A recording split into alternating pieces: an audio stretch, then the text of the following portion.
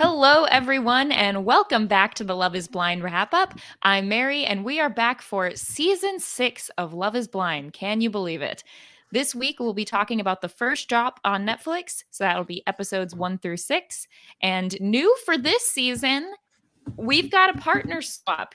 Sometimes people meet and then they feel like, should have gone with someone else from the pods, and that's what's happening right now. I'm joined by a new co-host for this season who is no stranger to Love is Blind and the Love at First Sight universe, Jason Reed. Jason, welcome to the pod. Mary, we were talking for a while before you started your Love is Blind coverage with Asia. I informed you I had a child, and you were just like, you know what? I think I'm just gonna stick with Asia to do the Love is Blind coverage. But you eventually came back around, and here we are.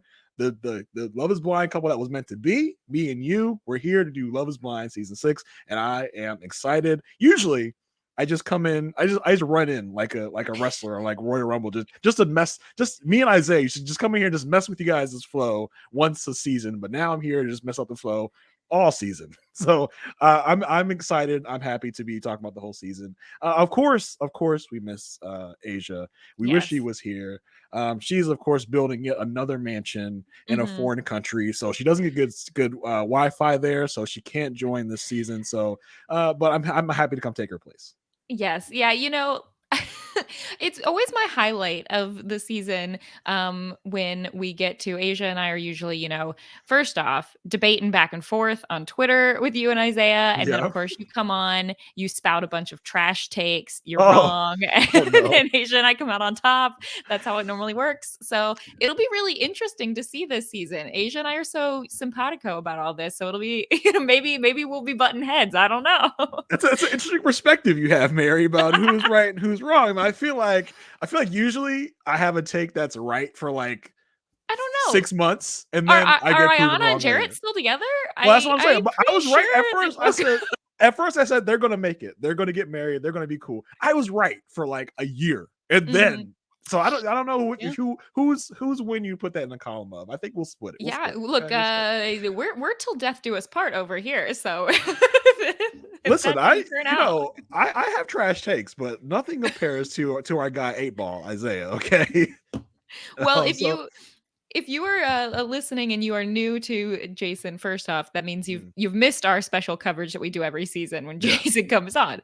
But otherwise, yeah, Jason's been over covering Married at First Sight with Asia. So really, it's like we're all connected here Yeah. in this. This is a love triangle between the three of us. We're all podcast feed siblings. We Yeah. all reside on the same podcast feed. You come over and you're in the Love is Blind world twice a year for a few weeks, and then you depart.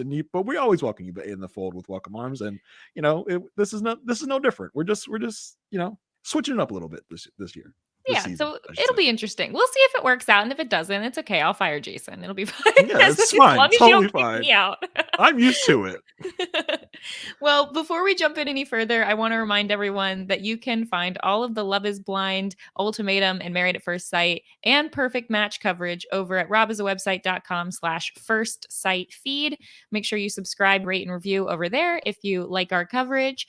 And if you want to give us any feedback, feel free to also reach out to us on Twitter or the Robis Podcast Facebook group if you're in that. Always happy to hear any feedback and get in on the discussion because these dating shows they're wild, so there's a lot of thoughts to be shared for sure. Also, this is actually the second podcast that we have done already so far this series on season 6 because we were joined with by Rob and Chappelle over on the Nothing But Netflix feed for that podcast and covered the more or less the first episode. So if you want to hear a more in-depth sort of our first reactions after watching that, feel free to check out that episode. Otherwise, we're probably going to go through some of the first episode stuff a little bit quickly over here since we've already talked about it, but we're going to dive into the whole drop. So Jason, big picture, first drop, how you feeling about season 6 as a whole already? It's interesting. It's definitely Love is Blind. We see some of the same tropes, same archetypes that we've seen, and I think correct me if I'm wrong. We spent a lot more time in the pods than we normally do, and Yeah. I think I've been part of the chorus that's like, the pods are so great. Let's spend more time in the pods. But with us spending more time in the pods in these opening episodes, I'm like, maybe not as much time Do in the we? pods. I don't know. Yeah, I go back and forth because the first time I watched the show, I was like, "Oh, the pod. This is so interesting." Like I love seeing all of this, and I felt like there were some couples that we didn't get to see enough of. And then as I've watched the show more and more, I'm like, "Nah, like get to the point where we're in person. I need to see the cringiness with how they interact, Mhm. the them trying to be, oh, you're exactly what I expected. Oh, how about we go sit over here on this bench?" It is, let me tell you, it's a bad sign if you need to immediately go sit on the bench after the Yeah. proposal.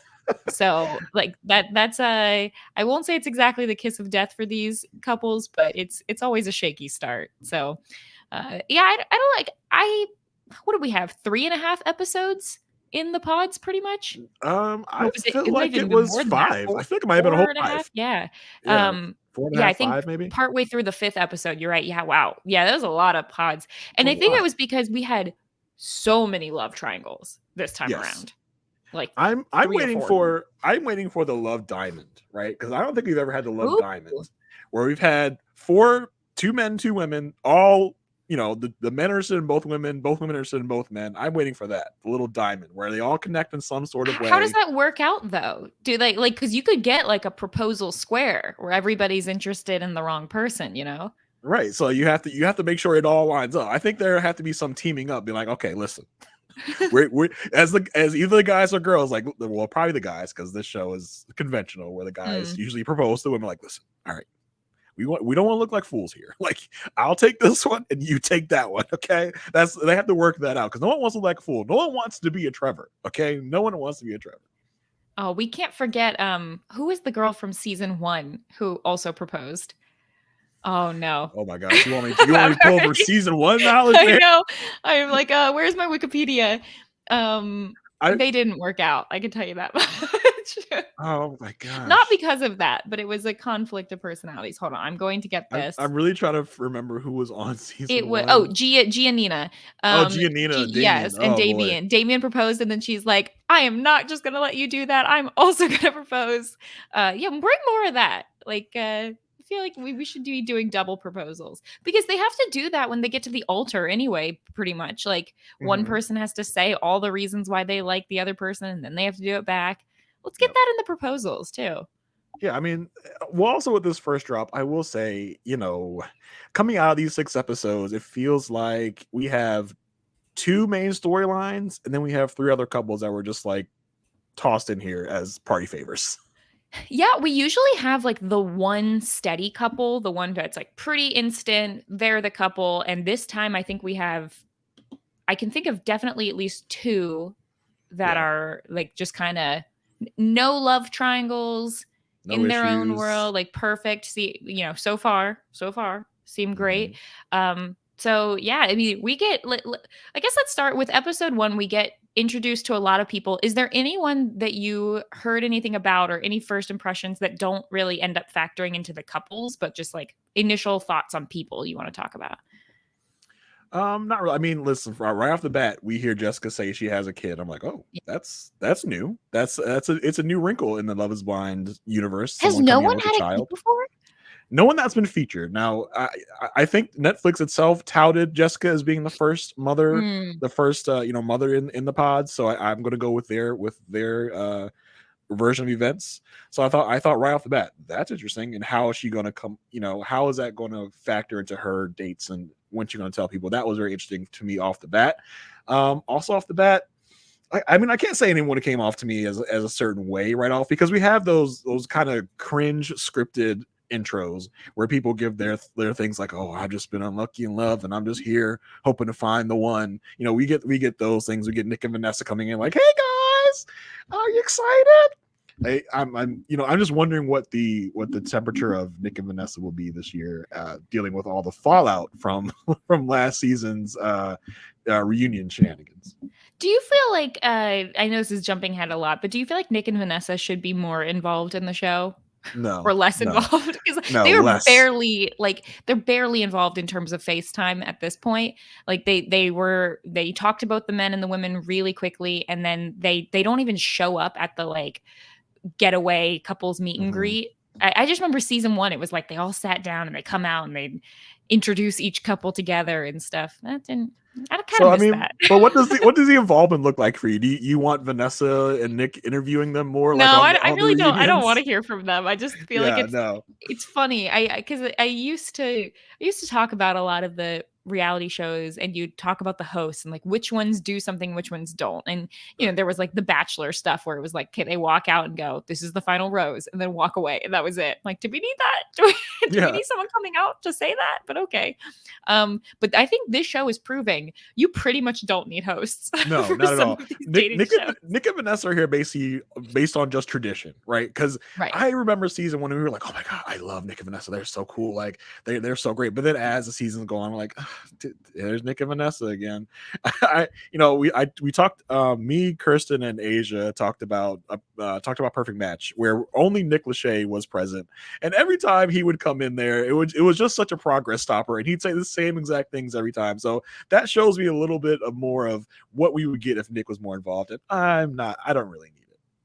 And it's also like at this point they could basically record a video of them doing their introduction to the guys room and the girls room, and you would not even need to refilm that every season. You could just plug and play the same They one. they wouldn't even need to be they wouldn't need to actually meet the people in the pods. They could just show us the Yes, recorded footage from previous seasons, and we wouldn't even know. So that would be fine. exactly. I We feel would like they could never just edit that in. realize. Yeah, for sure. So I would say the other person who really struck me in the first episode was Matthew. If you listen to the Nothing But Netflix recap, Chappelle has a lot of thoughts Mhm. about Matthew. But I think like it was interesting hearing like I talked to my brother about this show who also watches, and he felt like, oh, he just seemed kind of awkward and stuff at first. And I'm like, there's a line I think between being awkward and being rude, Yes. and a lot of the stuff Matthew is doing, I'm like, maybe you really are just clueless about how this is coming off. But he does say, like, oh, I get it. I know I have a cold personality. Then then Then why are you soften here? it. Like, But I don't know. I do wonder if he did that walkout thing once, and then they were like, "Oh, we're going to use that again and again." If how many times he actually did it compared to how many times they showed it, because they showed him doing That's it true. like 3 times. But I think probably that was a little bit of an edit. They just have him walking out of the pod as you normally would, and they're just like, "We're going to make it seem like he did that in the middle of her talking." But I did love when I think he was talking to Sarah Ann, where it Yeah. seems like he does it. She's like, "Oh, he left. Thank effing God!" Like. And I feel like I will be on Crime Scene, the Rob podcast in about 5 years, talking about Matthew. Oh no, that's not Because good. because he has like they found bodies in his basement or something because he's a Oh serial god. killer. There's just something definitely off about that man. And it's disturbing. It's yeah, for me it was the like uh when you have an entire room of other people, and this is talking about the men's quarters, who like openly make jokes in front of him about him when he walks by about like, oh, you gonna talk to us, are you gonna do anything? Wasn't there even there was a clip of one guy who's like making a sandwich and asks him if he wants a sandwich, and he just doesn't say anything and walks away. It's like, Yeah, and there's this one where he like leaves his journal, and the guy's like, "Hey, you left your journal." He just walks over, grabs it, and walks away, and doesn't say a it's like, single you're thing. He's like, welcome. "You're welcome," which is It's just like like, that's what I'm saying, like that's just rude at that point. yeah. He's like, even Superman had a cold personality. He's like, you don't know anything about Superman. That is not Superman Pretty was sure in Smallville, Superman had a winning personality, which is my yes. only version of Superman. That's your only interpretation of Superman. But I think the canonical comic book version of Superman, he's not cold. He's socially awkward, but he's not rude. He's not a jerk. Matthew, I think, Yeah. is conflating that and being like, well, I'm like Superman, aren't I? No. Matthew has a very high opinion of himself. He calls himself Superman. He calls himself the underdog. America loves the America's gonna underdog. root for him. Yep. Yeah. So it's like, yeah, I don't think you have a real like reality version of what's going on here with you. Yeah. Well, we'll talk about more about Matthew in a moment when we get to him and AD, but let's jump into the couples and kind of go through, like we said, we've got a lot to go through with all of these because we start in the pods for a lot of episodes and then we get the beginnings of the getaway at least. Um and I will say, Mary, before you go, mhm. I had an issue with with a couple of the men. Ooh. So Jimmy and Johnny, I was just racking my brain. I got something. I got a little something to help me. Okay, Okay, what do you have? I've Jimmy? got Jimmy, ball Jimmy spot. Hotspot. Johnny Johnny looks like looks the like little the boy boy from from Spy Spy Kids. Kids. Okay, Oh. so that's how I'm going to remember. I'm going to put this right here in front of me while I'm talking to you, so I can remember who we're talking about, so I don't get tripped up on who's who. I need that as well. Here's my problem though. Jeremy. I also don't remember Jeramey, you mean Jeramey. Jeramey? I also don't know where he fits in. I had to go through my notes before I sent them to you and change because I realized I was writing the name Jeremy for a lot of times where I meant Jimmy because No, I no. so I was like, oh no, I'll I don't know never what I'm forget doing. Jeramey because he spells his name Jeramey. Yeah, I but will never forget which that. one is Jeremy? Which relationship is he in? I don't know.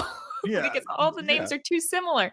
I hate this. We've had shows before where it's like every woman's name starts with a K. It's like Kendall and Kiara and Caitlin. I'm like, no, too much. So, And when we've got like multiple like Ravens, like Raven S and Raven oh no. W, like No, we no. don't. No, no, no. This is almost worse because there are 3 men that have generic bland personalities and they all have J names. So yes, that's pretty bad. Oh, okay. There, at least one of them, I would say their personality is, I don't know if I would say bland, but we'll Well, get to it. problematic is maybe the word you Yes, which use. one? Yeah. Yeah. Oh gee, I wonder. Is it bald spot? I think it might be bald spot. So yeah, let's get into it. So Johnny and Amy, Johnny, aka the one who you think looks like the kid from Spy Kids, is that right? The kid from Spy Kids and Catherine McPhee. That's who I'm calling them. That's what they both Okay. look like. I feel like that this is one of our like we're not going to see much of them in the pods because it's pretty smooth sailing. They are the get in, get out, like first to propose, first to reveal, all of that kind of nonsense. Um, and yeah, so they hit it off fast. They talk about anime and traveling, their childhoods. They're a little lighthearted and goofy together. But we really don't get any kind of deeper conversations with them until she starts talking about her brother who's on the autism spectrum and how she basically says like that she may become his caretaker someday. Like currently her father is his caretaker, but she really wants him to have the most fulfilling life she can, and so it's very important to her that her potential future partner is on board with that. And he seems I like it. Well, the thing with Johnny is it was interesting because she talks about her brother having autism and he may need a caretaker, and Johnny's like, "Wow, if you told me this 2 weeks ago, I probably would have written you off." I was like, "Oh, okay, Johnny, that's great, that's awesome." But I mean, the thing with them is like, I just wrote schmoopy. They're being very schmoopy the whole time. Yeah. The whole 6 episodes is just schmoopiness. We get nothing. We get a little bit of depth with her talking about her brother, but other than that, I can't. Nothing really stands out for me with Johnny and Amy. Even on the even the post pod Mhm. honeymoon. What are we even calling that? What are I we call calling it that? the getaway. I usually call it the Yeah, honeymoon or the whatever, the vacation, whatever it I is. like the getaway. So even Yeah. on the getaway, the only thing we got from them were these interstitial cuts of them being fun and kissy and schmoopy. Nothing of real substance. Yeah. He does sing "We Three Kings" at one point randomly in the pods, which was just Well, odd. she talks about how her family would celebrate Three Kings Day, Oh, that was the connection. I was like, yeah, why is he saying this? which is mostly a Hispanic holiday, and then he Yeah. sings this song, and she's like, "Man, I've never heard that before." I said, "You celebrate the Three Kings? You've never I mean, heard this song?" maybe this is that a song that is normally sung on the I could totally believe that like that song has no connection Probably to it was Three like Kings Day. maybe Amy's like, only posers sing that song because it's not Yeah. really connected to Mm, Three Kings Day. So miss me with that, yes. kid from Spy Kids. Yes. That's like if I was talking to someone and I'm like, "Oh yeah, I really like Harry Potter." And they're like, "Yeah," like when Neville gives them the gillyweed, I'm like, that's you're talking movies. That's not what happened in the books. You're You not you you you hit a froze her. Matthew you hit a Matthew on him so fast you'd get up and just walk out of the room like, Just and walk out. I'm gonna explain to you Mm. why you messed up. I'm just gonna get up and walk. No. If you don't know why you messed up, then you're Read not a worth my room. time. Read the room and figure it out. Okay. Yeah. So yeah, they literally I have pretty much nothing to say about them. She says once they meet, they have the proposal, it's cute. The reveal, I wrote, it's cute. It's not very awkward. There's a lot of cuddling. I um, dare anyone else to have any, other facts or information about these two because on 6 episodes of nothing for them, of air for yeah. pretty much. Yeah, she says that she the biggest surprise was that she normally goes with more ethnic men, and he's a blonde white guy, and she said like if she had seen him outside this experiment, she probably would have just like looked right past him. So Mhm. that's about Great. it with them. Great, awesome. Um, well, let's get into one of our first love triangles. Let's get into the Jimmy one. There's Uh, so many of these. So Jimmy and Jessica, mhm. who is Jessica's the woman with the 10-year-old daughter, Autumn. Autumn, yep. Um, they start off strong, I'll say. They seem like things are going pretty well until she brings up the daughter, at which point he doesn't exactly take it super well. I mean, I would he call it stammering. He stammers a yeah. lot. Like I mean, I think in the moment he's like, I'm on camera right now. Let me figure out the best way to tackle this. I don't you feel like maybe it's just me, but don't you feel like if you went onto this show, you would think a little bit about like, okay, what if the person tells me they've been married before? What if the person tells me they have a child? Like think in your head first about these possible scenarios and have maybe an answer ready. And instead he just seems like shell shocked about basically everything that gets thrown his way. Mary, I don't think Jimmy thinks about what he's gonna say 2 seconds before he says it, let alone, weeks and months. Yeah. Judging by the things he said in these 6 episodes. But Jimmy's thing is wow. It's not a deal breaker for me, which is something he's going to say, some more after, in this Oh. drop of episodes. Well, at least it's not a deal breaker. Well, He couldn't be like, "Oh, you know what?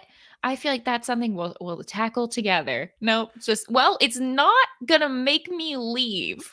let's talk a little bit about the strategy of Mhm. Jessica in how she brought this about, the timing she brought it about in. What do we think is the optimal, like, I'm gonna drop this bomb right now? It's tough because I think with some things, on a first date, if you're meeting someone, you don't necessarily need to tell them every, deep, important thing about yourself. Um, or your baggage. And not to say that her child is baggage, but like it, you don't talk necessarily about your exes on your first date or whatever. Um, that being said, I think the problem is in like a lot of modern dating, if you were on like a dating app or something, it would just say that she has a child unless she hid Mhm. that. Like that would already be a known thing. I think like the bigger concern here is like when do you introduce the other person to the kid more so than when do Right. you tell them. And I understand her idea of or her thought process of like, well, I want to make sure that they like me first and that they're falling in love with me first. But if the child is such a big part of your life, which most children are, then uh I don't know. Maybe in your second conversation, you should probably bring it up. Maybe not the Yeah. first, but probably the second. So it's like right after what STIs do I have, if any, should be like also I have a kid. Like Also, as those are the should go hand in hand. yeah. But I feel like you said, her being a mother is more than likely a big part of her life. So if I'm Jimmy and I'm talking to Jessica for, we've had what, maybe 3 dates set, and we know these dates can last anywhere from 1 to 10 hours at a Mhm. time.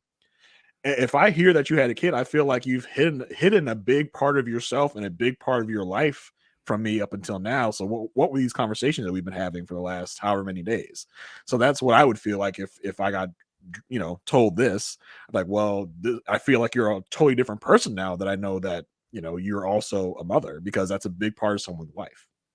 Especially since after she tells him, it's at least in the edited show, she pretty much brings up her daughter in every single conversation Yes. after Yeah. that point. So it's like, I don't know. It is tricky, and this is probably why this is the first time that we've seen this on the show. Mhm. But yeah, so they have that conversation, and then they do end up having more conversations that are about things like, do they want more kids? They talk about their parents, and she gets into her birth parents, who had drug addictions, and so she was adopted at 17 or 16, and she was it ended up being sort of very lucky, because once she had her daughter, if she had not been adopted, then her daughter would have also been basically in the foster care system too. I did not know that that's how that worked, but that's wild. I mean, I think it makes sense if you're a foster child, you're kind of a ward of the state, and so I would Yeah. imagine if you have children, they would also be wards of the state. That kind of, I mean, that makes sense to me. Yeah, it tracks. I've just never thought of it before, but Yeah. wow. So, and they do seem to, bond on a lot of this. But what I think is interesting is, outside of the conversations about her daughter, it seems like their main dynamic is that she's kind of like, she talks a lot about how she's more assertive than someone that he's used to being with. She's more direct. She's like more independent, which, like, yes, because she has Mhm. had a child for 10 years and been a single mother, and like that all makes sense. But um it starts to seem more and more like maybe that's not the type of person that he is used to dating or wants to date or something. Well, I think it sounds fun to him in the moment, like, "Oh, man, Yeah. she's feisty, she's not like anyone I've ever met," until, later on, it gets turned around on him, and he's like, "Oh, this is also a part that I would have to deal with, and I don't think I wanna deal with that." And so, let me ask you this, like, from what we see on this show, when we get to the point of people being like, "Oh, man, I love you so much, like, you are the best person I ever met," do you get it? Because for most of these people, I don't get it. I'm like, why do you love this person? I don't feel like this show does a great job of showing us why these people love each other. I think it all comes down to the classic dating reality show of when you are forced to talk about your feelings for hours on end. You kind of get in a love bubble where you feel like, because you're talking and thinking about your feelings, that you have stronger feelings than you probably realistically do. And so Yeah. people start saying things like, I love them. I've never felt so connected with someone before. I've never felt like I've have my best friend after only knowing them for a couple weeks. And the reality of the situation is, the reason you don't feel like you've had a connection like this with someone before is almost no one in your life would you be stuck in a room with for multiple hours being told, talk about your feelings, talk about your feelings, talk about your feelings. I mean, even like, Jason, you're married. Like, even in a marriage, you're probably not just walking up to each other on a given day and sitting down and be like, so let's just talk about our feelings and everything Yep. we like and don't like, and let's dig in. I mean, maybe you did that early on in the dating stage, but there's so much more in person about, like, just sort of spending time together that doesn't necessarily correlate to just deep talk about your feelings. Yeah, and we don't have producers around us all the time prodding us, telling us Yeah. that we need to talk about our feelings, dragging us into a room with a camera. So, okay, so how do you feel about that thing? And I thought it was also interesting, kind of bringing that up. I'm jumping a little bit ahead, but we get to Kenneth and Brittany, Hmm. who they're talking about. All right, every night we're gonna sit down and we're gonna talk about how we feel about each Okay, I other, actually loved this. how we feel about our Don't be hating relationship. on this part. That's not realistic. You're not gonna do No, that. That's more but it's that's more great great for future them. talk. It Yeah. is, but they're not gonna do that. After like You know. 3 weeks, they're gonna be like, "All right, I'm ready to go to bed. You ready to go to bed? All right, let's go. Let's do this thing. I'm tired. But that's Oh, like when you want people to in talk their about it again? vows say things like, "We're gonna make pancakes for each other every Yeah, Saturday," and it's like, "No, you're exactly. not." Yeah, for real. It's like that's just such wishful thinking. That's such again the honeymoon phase. That's what that Yeah. is. Where you talk They about those start things. off strong. Yeah, it was so interesting. And talking more about the bond of like people on reality TV, it's almost, and it's not even on romantic shows. It's Mhm. these other shows you watch like Survivor, Big Brother, where you're in this thing with these people, and then they come out of this after a 26-day experience saying that person's my family forever. I will never not talk to them. It's almost like you're a form of maybe Stockholm syndrome in a way. It's like I just feel this way about this person because we went through such an intense thing together.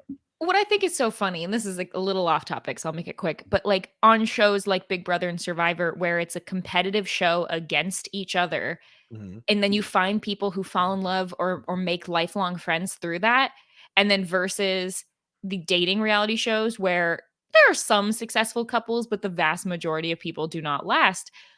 It's something interesting about that with human psychology of like put people in tough situations where it's not about falling in love, but where you are doing, you're actually working against each other for a lot of Mhm. it. You're competing, you're showing a very different side of yourself versus scenarios where the whole point is like happy, let's put you on, fun dates and put you on a vacation and talk about love all the time and how that doesn't necessarily work out. Interesting.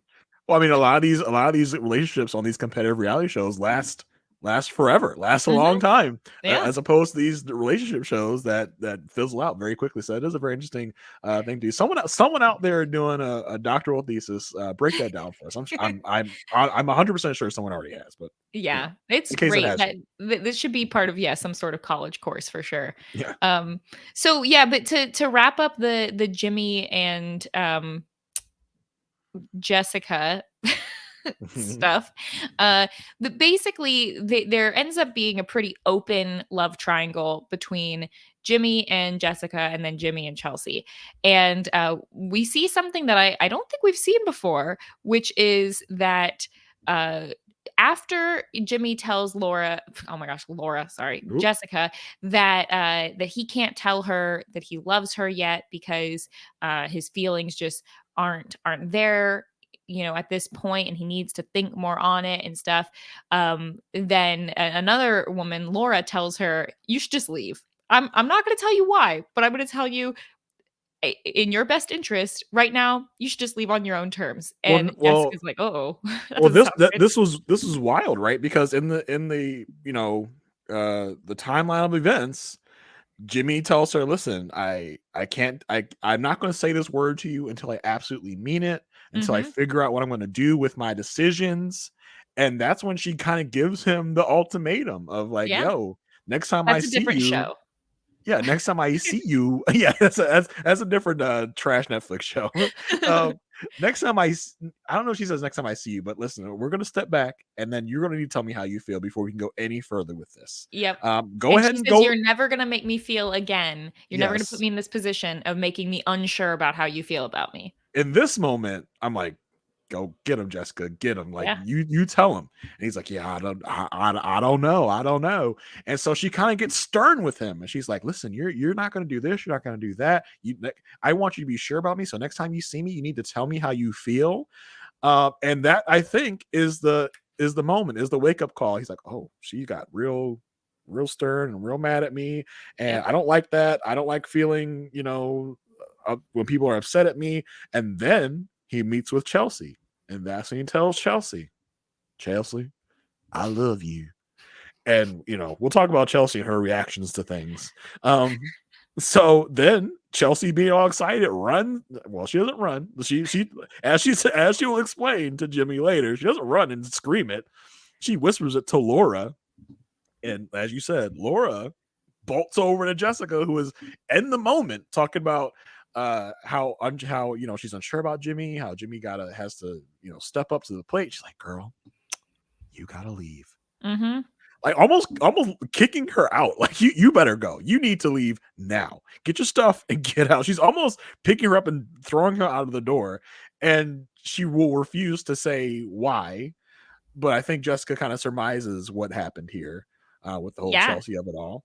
That was such an interesting scene and something that I don't think we've ever seen before. I do question, like, was Laura in the right for this, or was what was your impression of what Laura did? Was she in the right? Was she in the wrong? Should she have not intervened and not said anything?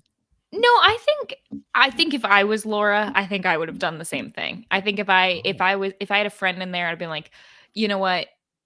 He told you that he couldn't tell you he loved you. He told this other girl that he loved her. At the very least, either he's playing games or he's picked the other person. And I don't know, it's tough because if you're in this scenario and you think, well, maybe if I have a final meeting with him, maybe that'll make me feel better. Maybe I'll need closure or something. But I generally think a clean break is the best. So I don't know. You don't there you I think I would be afraid of the risk of going into a potential breakup and just hearing someone list off my flaws, and I'd be like, "Yeah, Mhm. I don't need that actually." So Yeah. maybe I should just leave. I don't really want to hear why you picked someone else. We've got 3 cases in here of these love triangle breakups, and I I think in this case, Jessica clearly was like, "Well, I want to give him some more of my thoughts then on Mhm. this."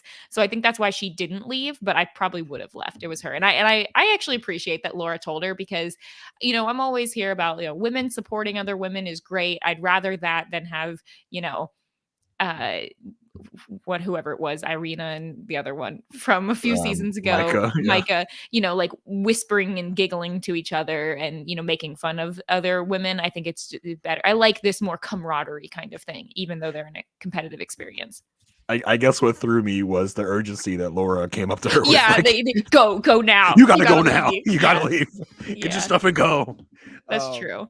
I also feel like Laura, she should have been like, look, just tell her what it is. Give her mhm. the reason. Don't just be like Yeah. cryptically, oh, I can't tell I you. can't say. Yeah, I can't say Do why. you think that Jessica, gave him that ultimatum, thinking that that was going to work, thinking that that was going to, force him to make a decision, and that it kind of backfired on her in a way of, she was, I wouldn't even say she was abrasive, but I feel like She was direct. Jimmy would say that she was abrasive. I feel like I if think we asked him, he would say that.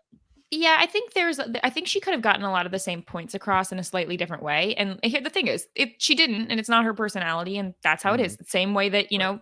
Matthew could have asked his list of questions without snapping at women who happened to ask a question someone else asked. Like, he could have, he didn't, but he could have. Mhm. So, like, she says basically, uh you seem like someone who thinks you want someone who's direct, but maybe you need someone who can, who's just going to follow you around and that you can And lead. And and she that's hit what the she bullseye said. on the head. She hit the bullseye She on the did. head. I Yeah. think if it was me, I think I would have said it a little differently. I think I would have been like, say, talk about it instead of stating something and telling him how he feels. Say something like, I'm a direct person. Is that what you want? Is that what you've experienced in the past, or would you rather have someone like this? And have Mhm. force him to answer the question instead of just telling him, because then he can come back at you with the like you're saying, "Oh, you're being abrasive," or whatever. Um, so yep, they break up.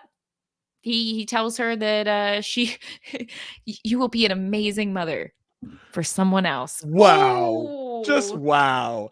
And wow. Jimmy is gonna put his foot in his mouth several times throughout these 6 episodes, and this was just a prime example of that. Yeah. Like, the delivery is just real bad.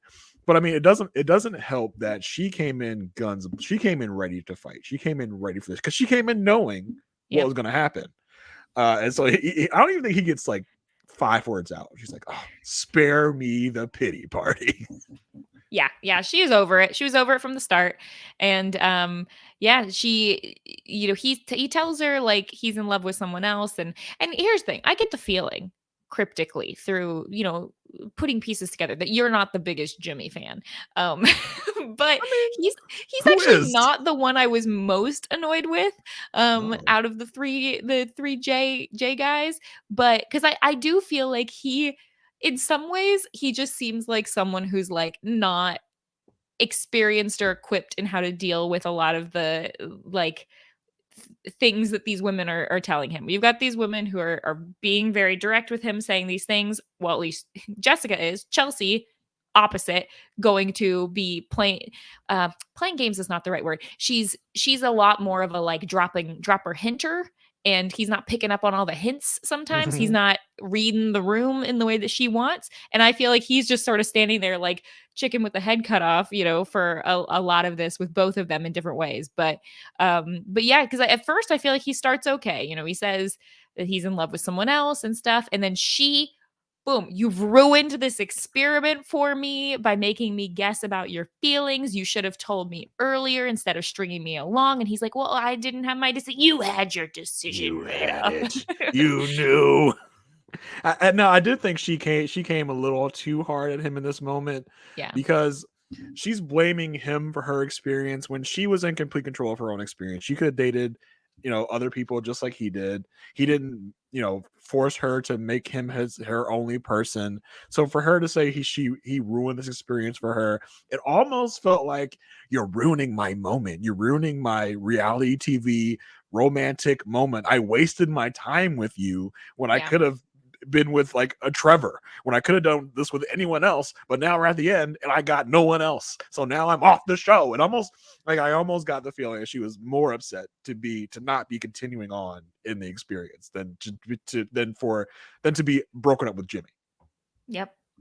To quote my favorite Boy Meets World quote, he's got no girl, he's got no jean jacket. And she does also go in and say, when you see what you missed out on, you're gonna choke. Oh man. And honest, and the terrible thing is, that that's true. I think he is. Knowing, seeing Jimmy for the last 6 episodes, I think he will. Yeah, I think he will. I mean, don't get me wrong, Jessica, very beautiful woman. So, but I think Jimmy's definitely going to be the one to pick up on that. I think, and I don't think he's going to be shy about it. Is the terrible thing. Yeah, well, I'm excited to see what happens there. But so to the other part of this love triangle, the Jimmy and Chelsea side of it all, they bond in different ways, and she gives him some different baggage. She doesn't have a child. Again, not the child is baggage. I don't know what the term is. It's not. Listen, not I don't think to say a child is a type of baggage. Isn't a bad word. Okay, I just mean a factor, another additional factor to their lives. Jessica has a child, and Chelsea was previously married and divorced. She got married when she was 18 to her high school sweetheart. It didn't seem like they were married for super long. I don't remember how old Chelsea is. 5 years, I think, actually. Okay, actually, yeah. And for whatever reason, I think maybe just because the way the show presented us is that he finds out about Jessica's child and then hears this news about Chelsea's marriage and divorce, like almost immediately after. I'm not even sure that was editing. I think that was real. I almost think it came directly from that meeting with Jessica to that meeting with Chelsea. I think they were in the same clothes. Yeah. So this boy, day. He's in a blender. He's like I said, his head's already been chopped off. Now it's being blended. He has no clue. He's like, and he does not react appropriately to her, in her opinion. And when he tries to be like, oh my gosh, I've just been given a lot of news today, she's like, wow, you're bringing up other women. What does that have to do with me? And he's like, I don't know what to do with this. Jimmy does this thing where he comes into the pods. He did it more than once. He sits down into the chair. He's like, whoa, man, what a day. and whoever he's talking to, them was like, oh, what's the matter? You want to talk about? He's like, I don't want to bring up any other dates here, but let's just say I got a bomb dropped on me. He does that. He does that thing where when people post on Facebook like this sad message, and people will go, "Oh my gosh, are you okay?" He's like, "Oh, I don't want to talk about it." Oh yeah, that's the worst. Also, people stop doing that on Facebook, please. I do feel like it did remind me of like when I'm in work meetings, and a lot of times I'll enter the meeting and it'll be like big sigh, and they're like, oh, how are things going? I'm like, oh, it's been a long week. Like whether or not it could be Monday at 10 a.m. It's my first meeting, and I'm like, this is just like I don't know if it's like a nervous tick I have or something, but it's some sort of way where I'm like, I feel like that's how I have to start this conversation. I gotta seem stressed. Just so you know where I'm at. Just so you know where I'm at. Like, don't make this harder for me. I'm already stressed. Well, I feel like subconsciously that's what Jimmy's doing. Probably what it is. Yeah. It's a defense mechanism. Like, please be nice to me. Yep. But anyway, so she ends up leaving in tears after that, and he's like, "No, I didn't mean it that way. I no, I'm trying to make it work." I think this should have been a sign for both of them. They have trouble communicating to one Yes. another, because we see it multiple times in the rest of these episodes, where it's just like, I said one thing and I meant the other. I'm not sure where Chelsea got even the idea that he was going to break up with her. I was like, weird. I was on Jimmy's side. I was like, how did you get that from what I said? I meant the complete opposite.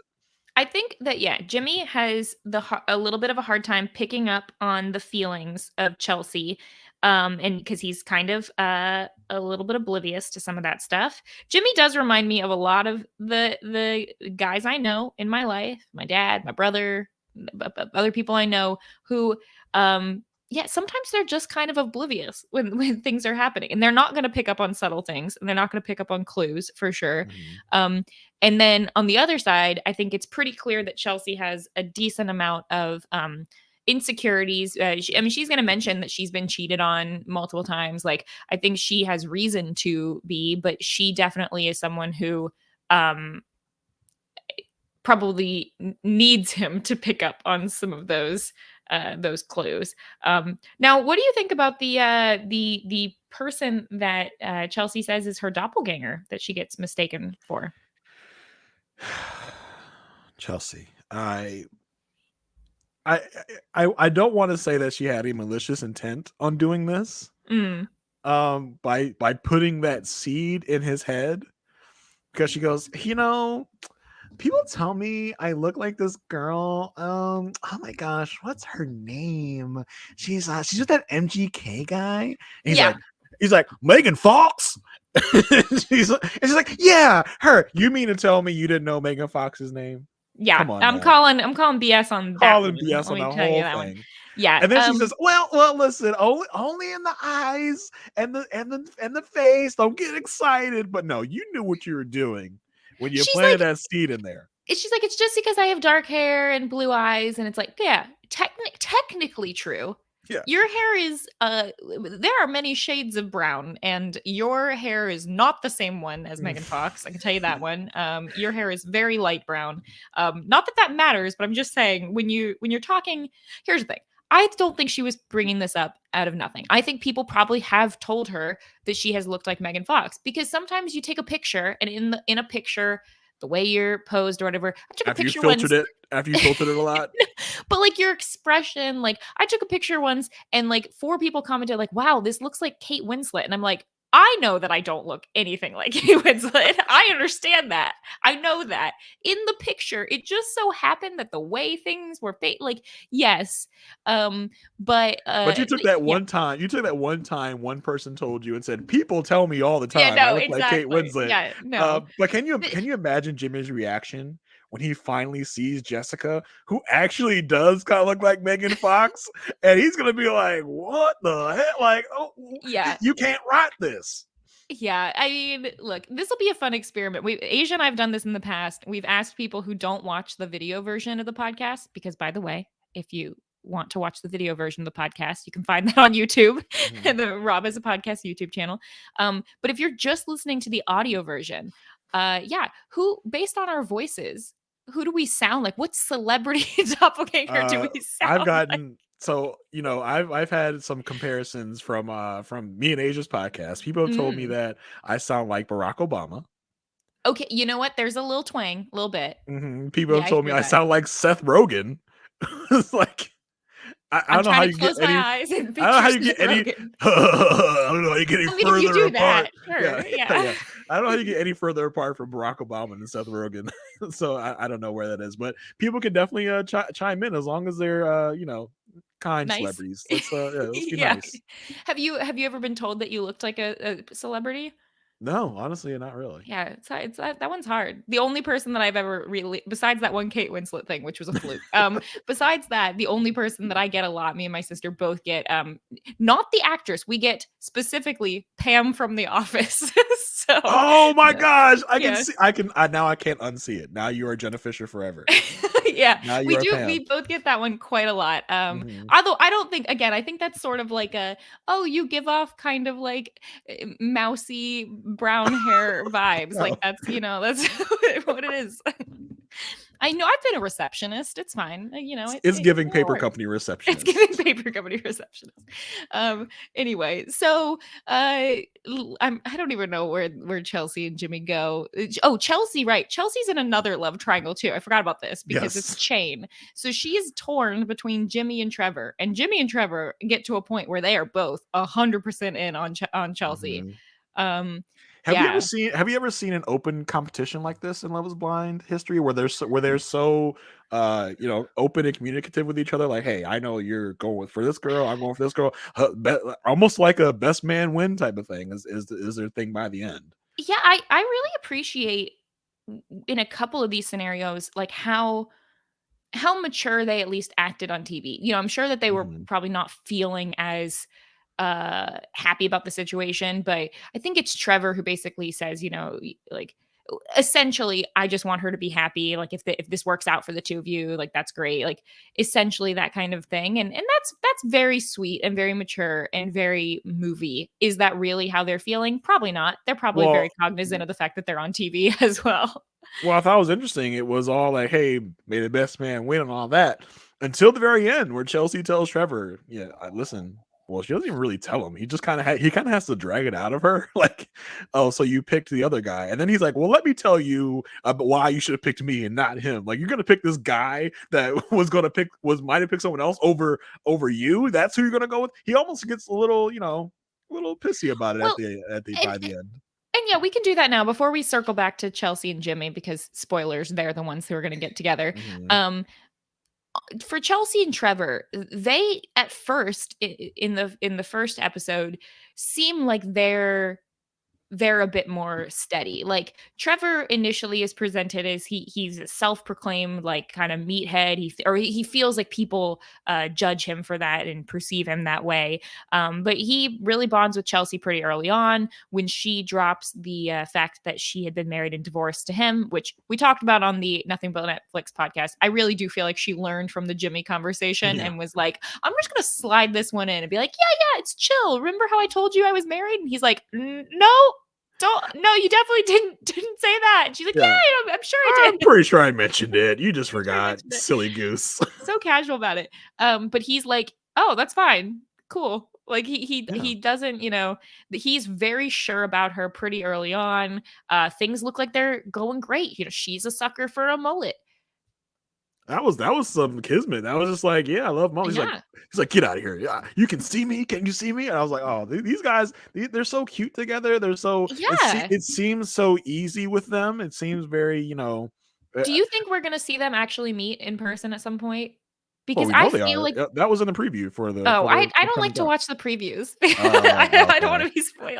But yes, I mean, Mary, even without Okay, the yes. preview, they have to meet. That is a requirement of this show that you have to meet the person that you dumped so you can see them in person so that Yes. you can know what you missed out on. That is just a fact that has to happen on this show. So yes, they will meet. They will meet in I do feel person. like they even look like they would be like a compatible couple. I don't Yeah, know. Like 100%. some couples they kind of like look like siblings almost. They're like I feel I mean, I don't know if I would say that not in a For weird Chelsea and way, Trevor. but Yeah. like they almost look related, sort of. Yeah. Well, there is that thing of like the what is it at the Instagram like dating or related type Oh, of yeah, thing. Like, see that because yeah, that's a thing, it's a thing where yeah. people kind of I don't mean like you look for someone who looks like your sibling, but, like, I would it hope just sort not. of I ends up really would happening. hope not. Yeah, like, if that's what you're doing, don't. That's no. Th this is You might need to seek help. You might need to Yeah, seek you might counseling. need to. But yeah, so he's gonna propose to her, but he's, the second proposal, and she's already said yes to Jimmy because, yeah, rewinding, that happens. Jimmy proposes, which I do think is funny that when Jimmy starts talking about how confident he is in Chelsea, she's like, "Whoa, I thought you were gonna break up with me." Again, just the miscommunications on these guys where they can't vibe on that level with each other to know Yeah. what the other person's saying. It's concerning. It should have been concerning at these moments because it happened multiple times in the pods. Yeah. So she says yes to Jimmy either because that actually was her first choice, or she was just so blown away by the fact that he liked her enough to propose to her. And I think I almost think Chelsea really was almost like getting off on the fact that she had two guys fighting for her because she's been so let down in the past by or partners. just or even just overwhelmed by the fact, and like I don't feel like she was sitting there going, ha ha ha, I'm Oh collecting no, lovers. I mean not in that way, but I think subconsciously she's like, wow, like I've had Yeah. guys treat me so miserably. Now I have two guys fighting over me, and we'll talk about the reasonings, but was this a early bird gets the worm, and whoever was going to be the first to pop the question was going to get the worm? If that's the case, who picks the order? Is it the Yeah, producers? Because if it's the I would imagine producers, so. y'all, you just you just picked her couple for her. Yeah, because I can see a situation where Chelsea's like, you know, whoever asked me first, I'm gonna say yes because I don't know if the other man's gonna ask me. Now, I think Trevor had given plenty of hints and plenty of, Oh dropped yeah. plenty of information that he was ready, that he was gonna do it. If anything, more so than Jimmy. Way more so than Jimmy. I mean, Trevor was basically telling her he was ready to go Do you feel at like any it was like moment. the sure thing? Like she felt more sure about him because he was reassuring her, whereas Jimmy liked someone else and then chose her Yeah, over I the think other that person. that definitely has a lot to play into her Yeah. decision to go with Jimmy because it's almost like she won. It was too Yeah. easy with Trevor, and this was going to be like a victory. Now, I don't like you said. I don't think she's vindictive. I don't think she's thinking of it that way, but But I do think it gives subconsciously, her yeah. it gives her a confidence boost. Like I won, especially since she look. I'm sure someone like Chelsea thinks of herself in a certain way. We get those kind of hints from what she has Mhm. said in the show where she's like, "Listen, I won over Jessica, like, Yeah. Over uh, Megan Fox. over Megan Fox, over the real Megan Fox." So I think she thinks of that as some sort of victory, What and if they had been talking in the woman's room and they were talking about celebrity doppelgangers Jessica and said she looks Jessica like said Megan she looked like Fox. Megan Fox? Oh no, that would have been And then so. Chelsea's like, I'm gonna use that one." Gonna take that. I'm gonna drop that one. I'm gonna drop that seed. Yeah, or Jessica mentions like, "Yeah, we I was talking with Jimmy and Jimmy was talking all about how his favorite movie is Transformers. He really likes that first one." He's like, He's like, got the Mr. Burns fingers, I like, excellent. wonder. Yes, I'm going to Yes. use that. Yeah. I love that we're making her much more of a villain than she probably really Yeah, no, is. that's probably not what happened. Yeah. But I actually thought that this conversation, so after sorry, we're popping around. After Trevor proposes and Chelsea says no, the conversation was very interesting But does because that doesn't but he doesn't really propose though. no, you're right. He doesn't propose. He goes into the room as if he's going to propose. He's prepared to Mhm. propose. She comes in and he can already tell that she's not really Not given. not overwhelmed, not happy, and Mhm. then he's like she tells him she can't give him all of her right now. I love the right now. Like Right now. Like, right but now. listen, if this don't work, I can Yeah. circle back around. And he's So be like, on the lookout. "Are you giving it all to someone else?" And she's like, "Yes." And he's like, "That you're sure will give you happiness?" And she's like, "Yes." And he's like, "I'm a little confused. Not gonna lie, a little confused that you'd pick the person who was questioning his love for you instead of the one who, he's basically like, hold on, is a nice guy finishing last right now? Like, wait, Well, I thought I was all in." in Trevor's Yeah. mind, that's what's happening right now. Well, he says like for I think at first he goes through like the 7 stages of grief like instantly because he's like, "Okay, hold on, bargaining." He's like, "If I make a big marriage speech, will that sway you?"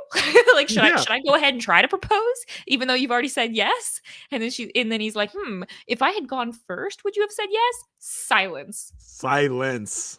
Ooh. And he's like, "Well, that ain't good for the other guy." Like, that's Yeah. like, wow. Yeah. I like how he refused to use Jimmy's name. That's not gonna be great for the other guy. Yeah. But I also like when he says, like she says she's sorry and he's like, it's okay. You didn't do anything deceitful to me. You just fell in love with someone else more. And I was like, "Oh." it broke my heart because, Yeah. she had given him that bracelet where, you tap it and the Yes. other person Aw. feels it. He's like, "I was tapping that thing 100 times a day, and I would have tapped it so much you would have gotten sick of it, I'm sure." I was like, "Oh, And I Trevor." couldn't help but notice that she was not wearing the bracelet. Yeah. She's probably like, "Oh, I didn't even know you were tapping the thing because I haven't Yeah, had 'cause it I on took since I that gave thing it to off. you." Yeah. And, I really hope that she gave him that dog collar back and that rock and that love rock. Yeah, There the should love be rock. Yeah. there should be a little go between in the pods. You still don't see, but you can put something in a box, like shift it over to the other pod. Like, usually the producers deliver it to your pod. There Yeah. should be like a little, you Like one go of in those. those things where that got at the pharmacy where you, like, pull it Yeah. open, you put your thing in, then close it up, and then it opens on the other side. Yeah, like you go into those drugstores in the hood where they got Yeah. all the bulletproof glass and they got a little box where you got to open the box, put your money in, and close it. And the other person opens it from the other side, takes the Yeah. stuff out. Yeah, that's what they should That's have in, just in the pods. pharmacies, Jason. They have those not in the hood too. Okay, Those okay. So I mean, everywhere. I'm used to going to places with bulletproof glass, and the only way you can Yeah, pass your I'm money not sure about the bulletproof is through, glass. is through this mystery box. Okay, that's the only way that I've seen it. But yeah, so, um, and so that's it for them. And yeah, like we said, Jimmy and Trevor, they're pretty cordial with each other. But here's the thing. Jimmy and Chelsea. He proposes, everything seems great. Then we get to the reveal. Oh boy. Now look, I'm not going to say there's a lot of reading into small interactions that I do when it gets to the reveal because my instinct is to look and basically go, okay, who do I think is excited and who do I think is okay, calculating, recalibrating based on what they're seeing. And I think it's very clear. Chelsea very excited, very happy with meeting Jimmy in person. Jimmy, a little more on the shock side, a little more on the nervous side. He's an instant, let's sit down, and then starts randomly talking about things. A little apprehensive, A little definitely apprehensive. He on talks his about how side. he almost went home this morning. That's Man, not a great sign. can he just stop saying stuff that he should not say? I don't think he can because he tells him like, man, I almost went home today.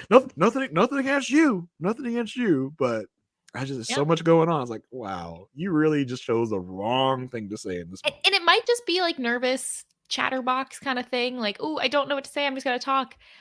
I get that. But then he tells the camera, he's like, yeah, it's great. Like, she definitely lied about some of the things she said. Like, she definitely doesn't look anything like Megan Fox. She Um, she but totally he says lied that to me. right, but he says that he's very attracted to her, so he can work with that. That's what he says. He can work with that. Oh boy, That's that and okay.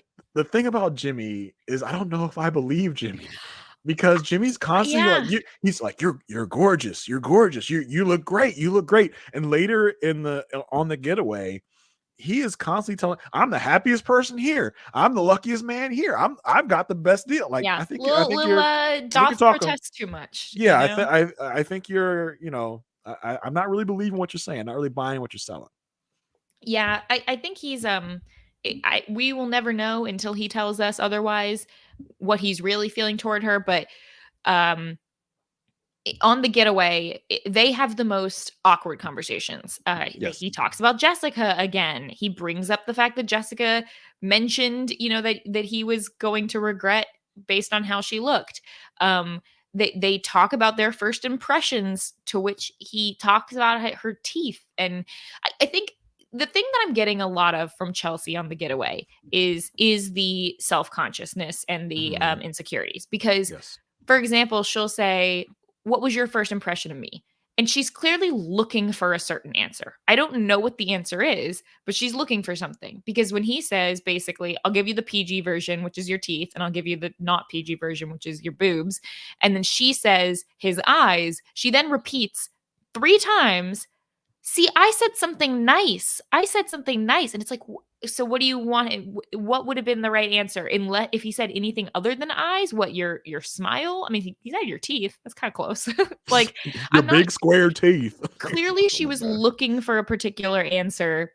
And it's Yeah. not like she got mad about it, but she's clearly kind of nervously talking about, I don't know. I don't know if it's like just in her mind, she feels like he can't possibly like her for the way that she looks or something, so she's trying to She's trying to find rationalize it. the truth, I feel like, in her Yeah. mind, this whole time, she's trying to find the truth. She's trying to get him to admit that he doesn't like the way she looks, or admit he would have hoped he would have picked Jessica than her at any point during this getaway. That's what she's trying to dig into. That's what she's trying to get him to admit, and that's part of her insecurity. That's part of where her doubt about herself comes in, and it's alarming to see. But Jimmy's not helping the situation No. when he does stuff like when they're sitting down in their room or whatever, when they first get to the getaway. Why are you going on this diatribe about Yeah. Jessica and about how she reacted, and how she was like, it was almost like, if she hadn't gone off on me that day, I would have picked her. Like, but she really messed it up. Can you believe that, Chelsea? Can you believe she made me not pick her? That was almost what it felt like to And me. it's hard to tell because, again, with editing, for all we know, she could have asked him directly. So what was your final conversation with Jessica? And then he goes Mhm. off and talks about this, but they cut out that part. We don't know. Yeah. But and the reason I only guess that is because what we do see is she does a lot of things like he'll say, "Oh, you're so gorgeous. I love you," and then she go, "Do you like me though?" And he's like, "Okay, well, he just said he loves you." Mhm. And she's like, "Yeah, but like, do you like me for real?" He says yes. And he goes, "Yeah, but did you like me more in the pods?" It's like, what, you're fishing for something, or you're um I don't know. But I guess the older I get, the more and more I get frustrated with the, like, I completely understand why someone might be feeling insecure. But at some point you have to realize if you just keep regurgitating those feelings, it's going to eventually rub the other You person the wrong and way you're if gonna they speak feel it like they constantly have to reassure you. you're gonna speak it into truth at some point. Exactly. Exactly. You're gonna talk it up so much that he's gonna start feeling that way because you keep saying it. And that's And my that's what I'm nervous about for them. That's my yeah, worry. for sure. And I just don't think seeing Jessica's gonna help this situation at It's, all. yep, I think it's gonna definitely not just gonna help I think it. it's gonna throw a grenade in this whole thing and blow it all up. And we also find out, like, through them talking, that she keeps asking him if he regrets his decision. I don't think we see that on camera, but he mentions it, that she's been Mhm. asking him about it a couple times. And so that's also more of just that insecurity and that doubt that creeps in. And like we said, it's gonna wear on him a little bit, and I think it's gonna be part of their downfall. Yeah, and I mean, like, she mentions, what, you've never dated someone with tattoos or piercings before. What's your family gonna think about this? Are they, it's interesting because she comes across sort of confident when she'll talk about herself. Like, it's clear that she's okay with herself, but she's nervous about what he thinks of her. It's all sort of there's a Hmm. slight difference there. Like she's nervous about what his parents are going to think about her, and she mentions that she's been cheated on several times, and he tells her over and over, "I don't have any fears right now. Everything's great. We're the happiest couple here. I love everything," and maybe he's doing the opposite. Maybe he's trying to speak that into existence. Maybe he's trying Hmm. to kind of feel I like if think he he, keeps saying it, it'll be true. I think they both have the same issue where they're trying to speak things to existence to make themselves believe it and make everyone else believe it too. Yeah. You say you feel like she's confident in herself. I feel like it's false confidence when she's telling us Yeah, these things. I that's feel like that's it's probably not true. it's not real. I feel like she does have these insecurities and these issues, and she's trying to speak herself up. She's trying to give herself a pep talk by saying these things. But I don't think she really believes it. Same thing with him, where he's just like, "I love you so much," and he keeps saying it. I don't believe it. I don't think he believes it Yeah. either. So it's a really tough match that they've made here in themselves, because I think they're kind of like oil and water in the way they display emotions and the way they communicate. Yeah, for sure. And it really, the biggest part really comes down when they get to all the couples and they have the couple meet and greet. And uh, it is weird because, like, if you looked at a transcript of what was happening, but you didn't watch it and you didn't see the things on their faces, what seems to be happening is he's bubbly, talking to everyone, going, "Yeah, super happy in my relationship. Everything's great. Love it, love it, love it." But what she's seeing, like, when the big moment happens with AD, who we haven't even talked about yet. But Mhm. this one woman, AD, comes up, and he basically, I guess, as Jimmy's saying, is he feels so confident in their relationship that he feels comfortable turning to his fiance and telling her, "Wow, that other girl. check out the booty on that one, basically. And I think so she's going to say, to make things less awkward, she's going to essentially just sort of agree and be like, oh yeah, totally fine, whatever. But then he's going to go and sort of talk with, I don't know that I would say that he was flirting with her, but he was definitely being very, very friendly to AD, in a one-on-one conversation. Meanwhile, 2 feet behind him, Chelsea has her back, and she just has the most devastated look. She is so furious.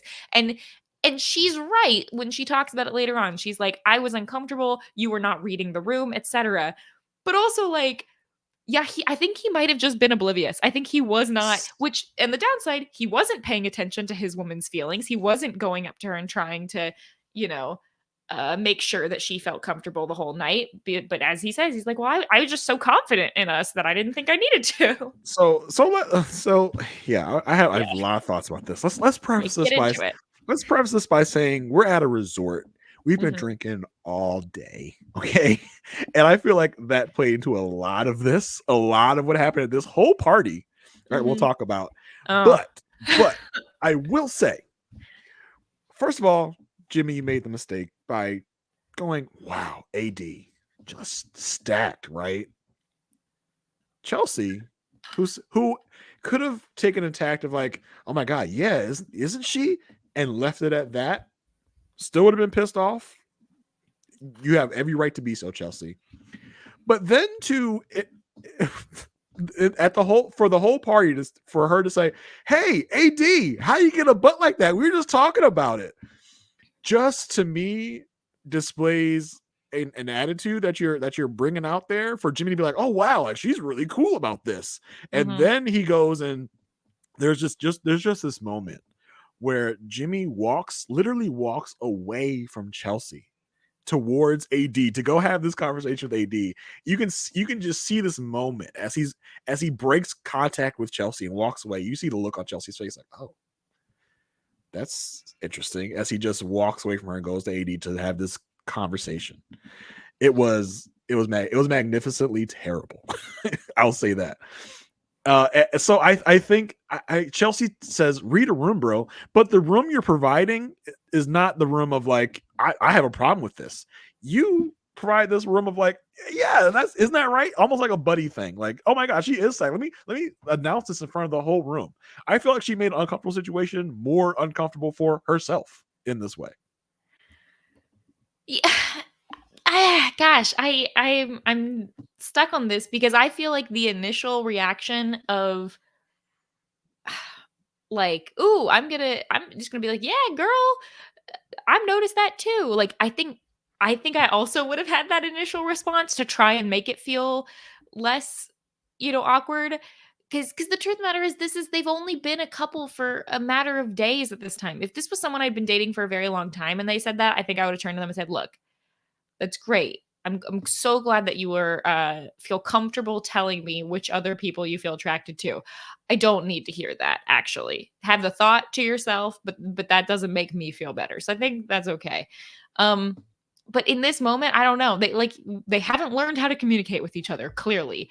Uh Also, in case anyone's wondering, squats and Jesus. So just Yeah. make So sure you according to AD, according that's to how AD. she got what she's working with. But Yeah. I just think for her to do that and then turn around and be like, I was uncomfortable. Couldn't you read the room? Couldn't you figure that It's out? like you weren't presenting to him out. Yeah. I think Right. I think the thing is, and like, I've been there. I have many, many times been there thinking, I am upset. Don't I look upset? The other women in the room notice I'm upset. Why is my man not noticing that I'm upset? Why are they not, like, I don't want to have to go tell them that I'm upset. I want them to just know.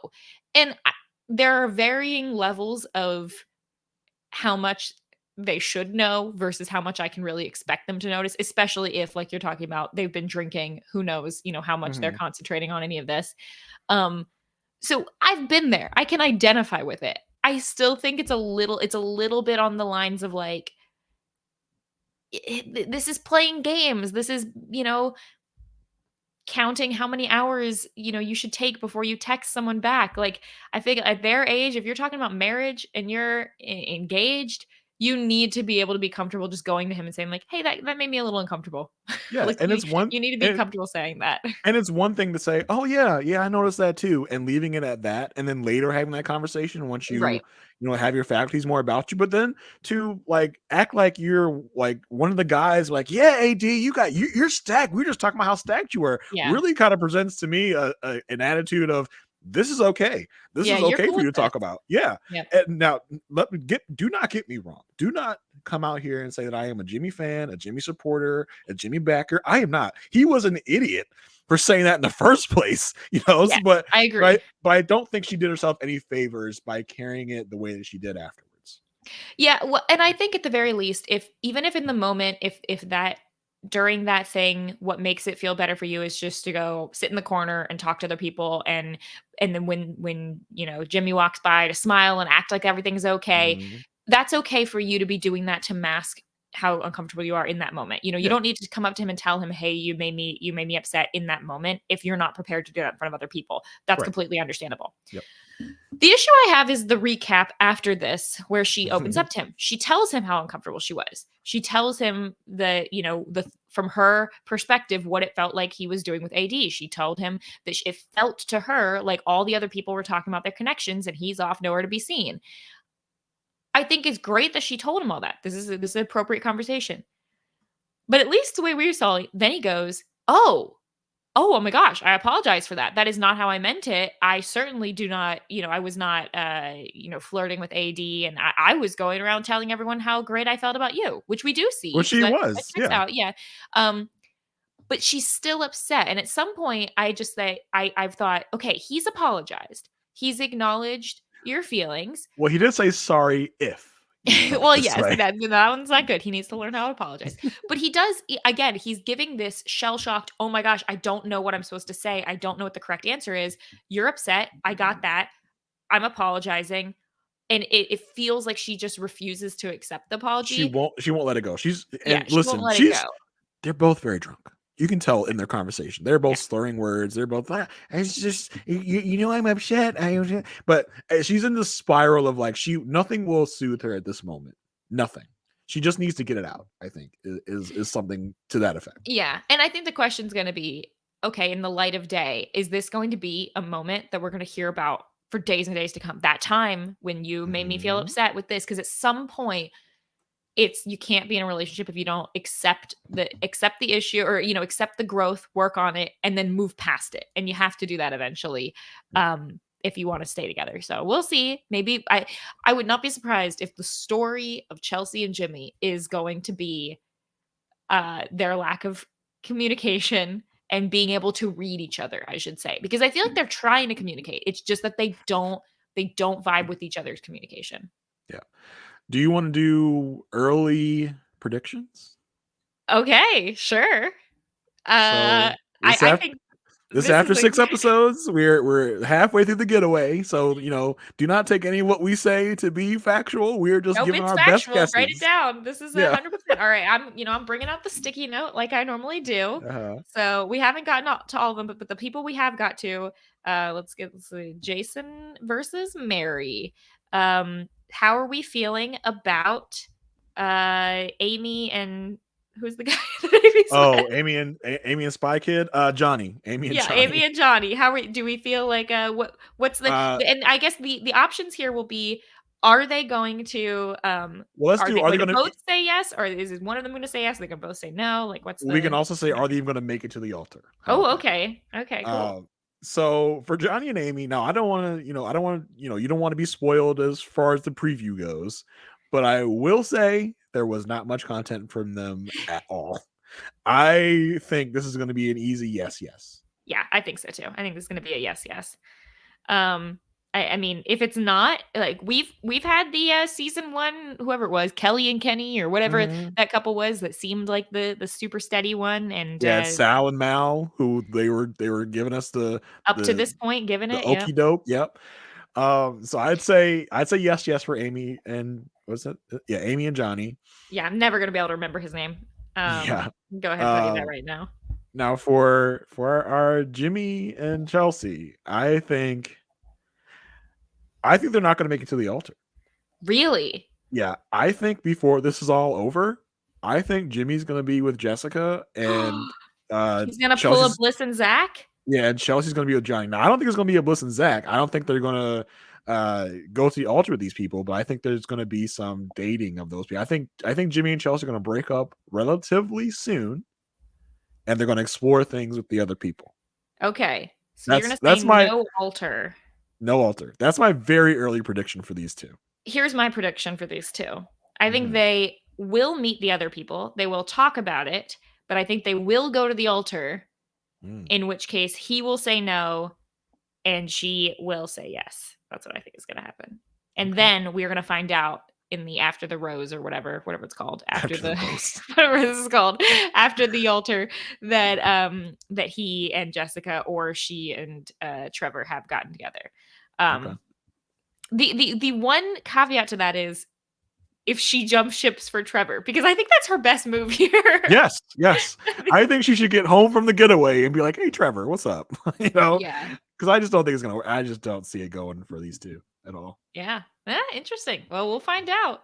Yep. Um, all right. Let's move on to our next coupling here. And we've got AD. Okay, so real quick, AD and Matthew, who we've already talked about, they were in a love triangle that ended in none of them being together, but Ended in they were in flames. it was so weird how the show presented it. First episode, you get lots of AD and Matthew. Cliffhanger, first episode. Random other person named Amber. Sorry, Mhm. she's not a random other person. We have not seen her basically She's at a real all. person, Mary. She's a real person. A real person who we are not shown pretty much at all. She's like talking about, oh my gosh, Matthew said this and that. He said that he wants to meet my dad, and I'm the only person, for him. And AD, meanwhile, is like, those are the exact same words that Mhm. Matthew was trying to do the classic sitcom telling two people the same thing, trying to date two people at once. He knows they're sharing a room, right? Like he knows that they're going Well, to and talk. I mean, go to hit back to Jimmy in for a second. When he and Chelsea are talking, he's like, "I got a bone to pick with you. You told people I said I loved you." Like as if that wouldn't ever get out. As if these people just think they're not going back and talking to these other people about anything that's happening with them. I thought in that moment Jimmy was upset because I think he thought he still had a chance with Jessica. He still might have Mhm. picked Jessica had that information not come out and Jessica not come at him scorched earth. Mhm. Um, so that to touch back on Jimmy and Chelsea for a second. But yeah, what did Matthew think was going to happen here? Like he came in this with a terrible strategy. He came at this with just a terrible way to come about it, especially with the questions. When someone goes, let me turn around on you. I did not anticipate someone was going to ask me the same question. I just asked them, what? Come on. It almost felt like somebody kidnapped Matthew and brought him into the pods. They were just like, here, you're on this reality show now. Deal with it. Because he was not prepared for this whatsoever. No, he had no clue. He either had no clue what he got into, or yeah, was a plant, was an actor, and was just in there to mix it up. Um, but yeah, he even though he mentions, I think he's the one who mentions that he's not there for his 5 minutes of fame or whatever. Yeah. Um, The same person who is not there for his 5 minutes of fame, but then does mention, America's watching. They love an exactly. underdog. Come on now. So he plays both women, gets caught, tries to tell AD, no, no, no, it's you. It's not Amber. I definitely was not telling her the same things.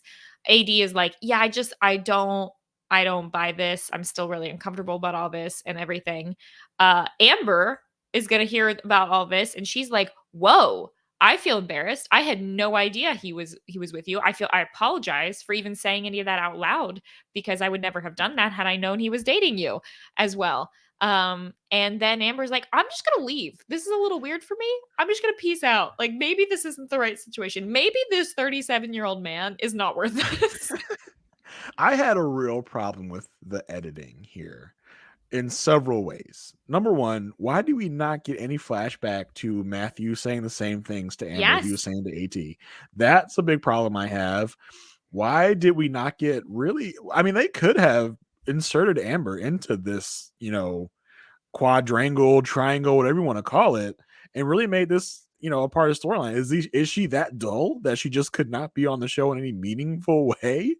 I I think they really wanted to have the end of the first episode surprise. They wanted us to No, not even know that she was in the picture. I But love yeah, they that. could have done flashbacks. Yeah, I love that. But then the next episode, you show us the flashback of him doing the thing, because I loved the cliffhanger. I loved the suspense. Like, oh my, it was just such a twist. It was like, oh my god, that's fantastic. That's a great thing to do on this show. But then you show us him doing it.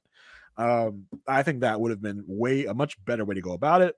And then we see people leave, and we don't get any exit interview for Matthew. Yeah. Nothing. That is really just a waste to me. To not show us his reasoning, not show us like him, what is he planning on going to find Amber, as the ADR in the reality show tells us, which I didn't believe whatsoever. They put so many words in Matthew's mouth throughout the whole first couple episodes. It's crazy. They have him say so much stuff when his back is turned to the camera. It's just alarming to me that they chose to do that to him. Yeah, because he goes to talk to AD and she's like, uh, you know, he basically asks if she has a connection with someone else. She says yes, and he goes, "Okay, well, I guess I can't give you what you want then. America's watching." Because at first he comes in, he's guns a-blazing. I'm the underdog. In what scenario, if you were on a reality show, any single reality show, and you have it in your mind and you say out loud that America likes you, 100% they do not like you. It's the exact opposite. Like, you It have is to realize that. always the opposite. Yeah. You are not the underdog. America's not out here rooting for you. And so then when he finds out, And if we were rooting for you, the moment you said that, we stopped. yeah, Like, exactly. that's when we stop rooting for Yeah, you. because When the you say last stuff like thing that. we want is for you to be cocky. You know what? We Yes. wanna keep you guessing. We Yeah, like, we're we don't done. want you to you can't And figure America out.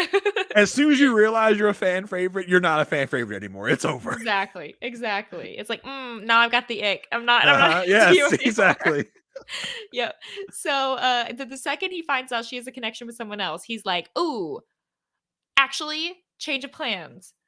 America, they don't want me to be with you. They want me to go get the Yeah. other girl." And she's like, "What's going on? What is happening?" And he's like, "I feel so bad for breaking someone's heart on national TV." And she's like, "Do you mean Amber?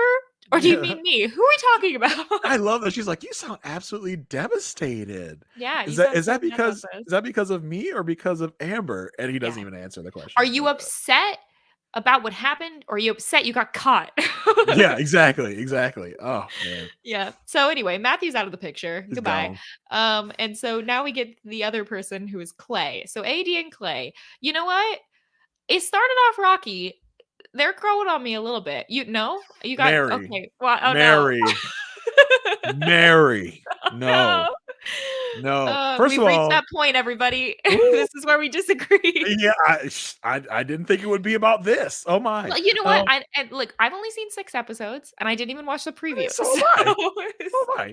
It's not even about the previews. It's about what we watched. Okay. I So I'm first of not all, saying that this is without flaws. I'm saying that I can still root for flawed people. AD, please run a girl. I'm gonna call AD the bull because she just loves running toward red flags. That Yeah. she loves. She even says it. She even tells us. She tells us her flaws here. She Yep, she tells us, says that she sees a red flag and she paints her nails red. yeah, and then she proved it by going after these two guys Yeah. that are Yeah, the and most I red think at flaggiest first guys you could sh ever meet. it seemed like at first she thought like, "Oh, Clay's the red flag guy and Matthew's not." Mhm. No, they were both red flag guys.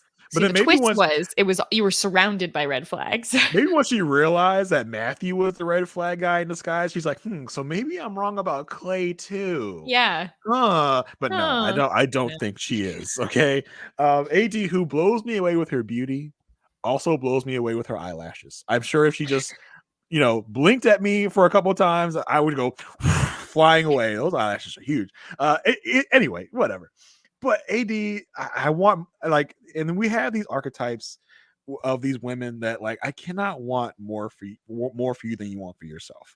Like, Yeah. you should realize the red flags and go. But she just sees a red flag, just keeps on going. And Clay presents several red flags throughout these 6 episodes. And it's concerning for me. And Clay, I think, knows exactly what he's doing. He Okay. knows exactly how to play AD. Here's the thing.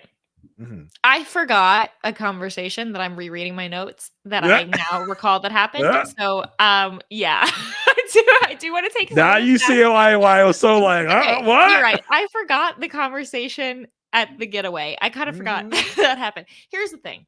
Here's what I would say. I thought that what we were going to get was, well, let's get into the drama with Clay and AD is the main issue is that he's a red flag, but she thinks she can fix him. Which is that he is hmm, he's not exactly shake, but we've got the same issues, which is Mhm. that he says pretty quickly, "Look, I am not going to propose to someone unless I'm confident that I am going to be physically attracted to them." And she's like, "Yeah, but what if you have like a great emotional connection? Doesn't matter Nope. if they don't have the lips and the butt that I'm looking for. Not gonna happen." Um, And she says the right thing in this moment, right? She's like, yeah, I'm not going to, you know, kneel to this man and tell him what he wants to know and debase myself in that way. I'm like, yes, AD, bring it, go girl. But the next day she comes in for another day. I'm like, oh, what happened? What happened to the stance yeah. that you were? I think that should have been it. That should have been like, okay, he's definitely not here for the right reasons, so it's time for me to cut this connection off. I mentioned it in our Nothing But Netflix episode, but we need to innovate these pods. We need to get that trap door in there. So whenever someone starts bringing up physical appearance, someone behind the scenes just pulls a lever, and the whole bottom just falls out, and it And they go, all the whole "Whoops, room, yeah, the you whole forgot room what the falls out with them. experiment was." Yep, Yep. yep, you're eliminated. You're out of here. So that should have been the first clue. That should have been the first moment where Eddie's like, yeah, this guy's not for me. She even almost says as much, but then she comes back. So that was my first like, oh no, AD, what are you doing? What are you doing? So I think this is where I get caught up with Clay. Is he apologizes and he's like, "You know what? That wasn't right. I shouldn't have been concentrating on that and I'm not now that we've talked about the physical thing. I'm not concentrating on it anymore. It's fine. Doesn't It's matter all what you look like, it's all etc." part of the game. It's all part of the chase. It's all part of the act. Clay does give one of my pet peeves, which I think I mentioned on the Nothing But Netflix episode too, is this idea that talking about how you have feelings, because you're a human, um, talking about how you have feelings and you get upset sometimes equals deep conversation Mhm. and that you are now super vulnerable. Saying you have feelings is not being vulnerable. But AD doesn't take it that way. She goes, "Oh my gosh, the guy I met day one, he would never have admitted to him being sensitive." I'm like, here's the thing though. He's not sensitive in the way of he's in tune with his emotions and in tune with other people's and sympathetic. No, no, no. He got upset when he found out that you were talking to another guy and he physically compared himself to the other guy and couldn't figure out what you saw in him, and that made him mad and jealous. But Mhm. he doesn't even know enough. But he goes, "I'm just really emotional, but I have a wall up and people can't see those things." You're not really emotional. You got angry and jealous, and those were the emotions you're looking for. That does not equal that you're sensitive. And this is not like some deep conversation that's happening here. But he plays it off like it is, and that Mhm. bugs me. But Clay, he brings out the fishing rod. He puts out the bait of, he's like, I've never felt this way.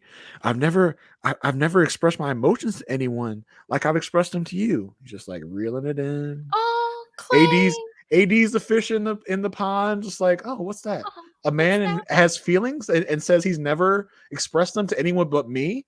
I'm bringing this out in him. I'm fixing him. I'm making him feel feelings, Yeah. and she's just taking that bait and just he's like, yeah, I got it. He's reeling the pole in. He's got her because he says these things several times. He's like, I'm in here and I'm realizing things about myself. You're making me be a better man. That's gold to AD. Even when they're on the getaway, and he says more about his feelings and how he wants to be a better man for her. She squeals in delight that this man said this to her because as she says herself, she's Captain Fix-a-Ho. So she is trying to fix this man, and in her mind, it's working, and that is her thing. That's what she Ugh. wants. She has said as much that she wants to be better than that, but she has fallen for her baser desires and fallen back to what she usually does. And Jason, it it's hurts. sad to It see. hurts. It's sad I to see. know. But it's yeah, I think I was expecting it to be worse. I was Mhm. expecting it to be more like Shake and Deep D. I was expecting Clay to see her and meet her, and then we flashed him to get away, and he's having a lot of conversations about how he's not physically attracted to her, he's not sure how he feels or whatever. Because their reveal after the proposal, their reveal was um he resorted to the she's like, "Oh my gosh, you're so attractive, you're so cute, look at you," and he goes, "This is crazy," a bunch of times that you just keep saying, "This is crazy, oh my gosh, this is crazy, wow, this whole thing, wow, so Hmm. crazy," and it's like, that those are not "you're beautiful." It's So not do the you same think he's thing. not you think he's not into it? Well, see, this is where I'm confused, and this is why I opened this conversation by saying that he was growing on me toward the end, because I was like, "Okay, that's what I saw at first." But then when we get to the getaway, he does seem really into her, and so I'm like, "Well, okay, maybe that was just the initial reaction. Maybe he was just a little nervous, but maybe he actually is. He is into her." And when they talk about things like weddings, and she talks about, you know, knowing that her dad's not going to walk her down the aisle, and he says, it, the traditions don't matter to me, we get to make this, about us and stuff. Like, I liked those moments. He was giving me nuggets, and I He's and I listen, was taking them. he's a smooth talker, no doubt, Yeah. no doubt about that. And well, I think in the reveal, I think he liked what he saw. I do. I think he got I think he got lucky that he liked what he saw, because I think if those doors opened and he didn't like what he saw, it would be disastrous. Yeah, But he'd be I one of those couples who doesn't make it to the getaway. Yeah, for sure. But I do think he liked what he saw, especially once he got her in a bathing suit. I think he doubly liked what he saw. And man, I think he's an F boy in a lover boy like uniform. That he's putting it on and it's not fitting right. And I think eventually he's gonna be like, you know what, I just can't wear this uniform anymore. I'm an F boy and I'm gonna just be an F boy, and he's gonna break poor AD's heart. Is my thought on this. How old is Clay? Clay's 30. Oh, he is too old to be an F boy. Come on. Yeah, 100%. Uh, But he is. But he is. why does he act like a 25-year-old? Like, this is Yeah. no. And then He is PMP. He is perfect match potential to the nth degree. I would not be surprised if we didn't see him on season 3. I think season 2 already taped. I mean, but depending on when this taped, he could be on season 2. But I'm going to see Clay on a perfect match at some point down the line. I think I'm we're almost definitely certain. seeing him on some show for sure. Yeah, and then the big one, which I did forget about, is the Mhm. conversation they have at the getaway about fitness.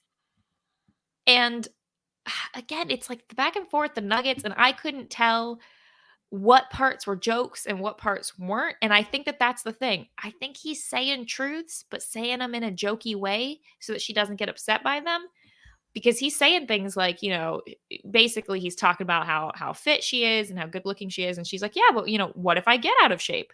What if when I'm pregnant?" And he basically says, "Oh, don't worry, I'll have you in the gym when you're pregnant.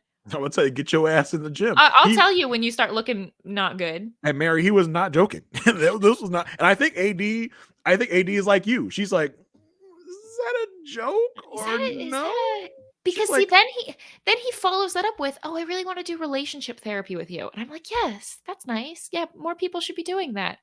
And then see, I'm like, she balked at the bait, and he's like, oh, hold up, let me put some more worms on the he line. put a worm on Let there, and she me was like, I yeah don't know about this worm. And he's like, what if I just dump a bucket of worms on yeah top of that? let me put some bacon on the worm and let me throw it in there and see if that works for Yeah. you. And then she was like, oh, relationship therapy, I'll take it. Like she's all about it.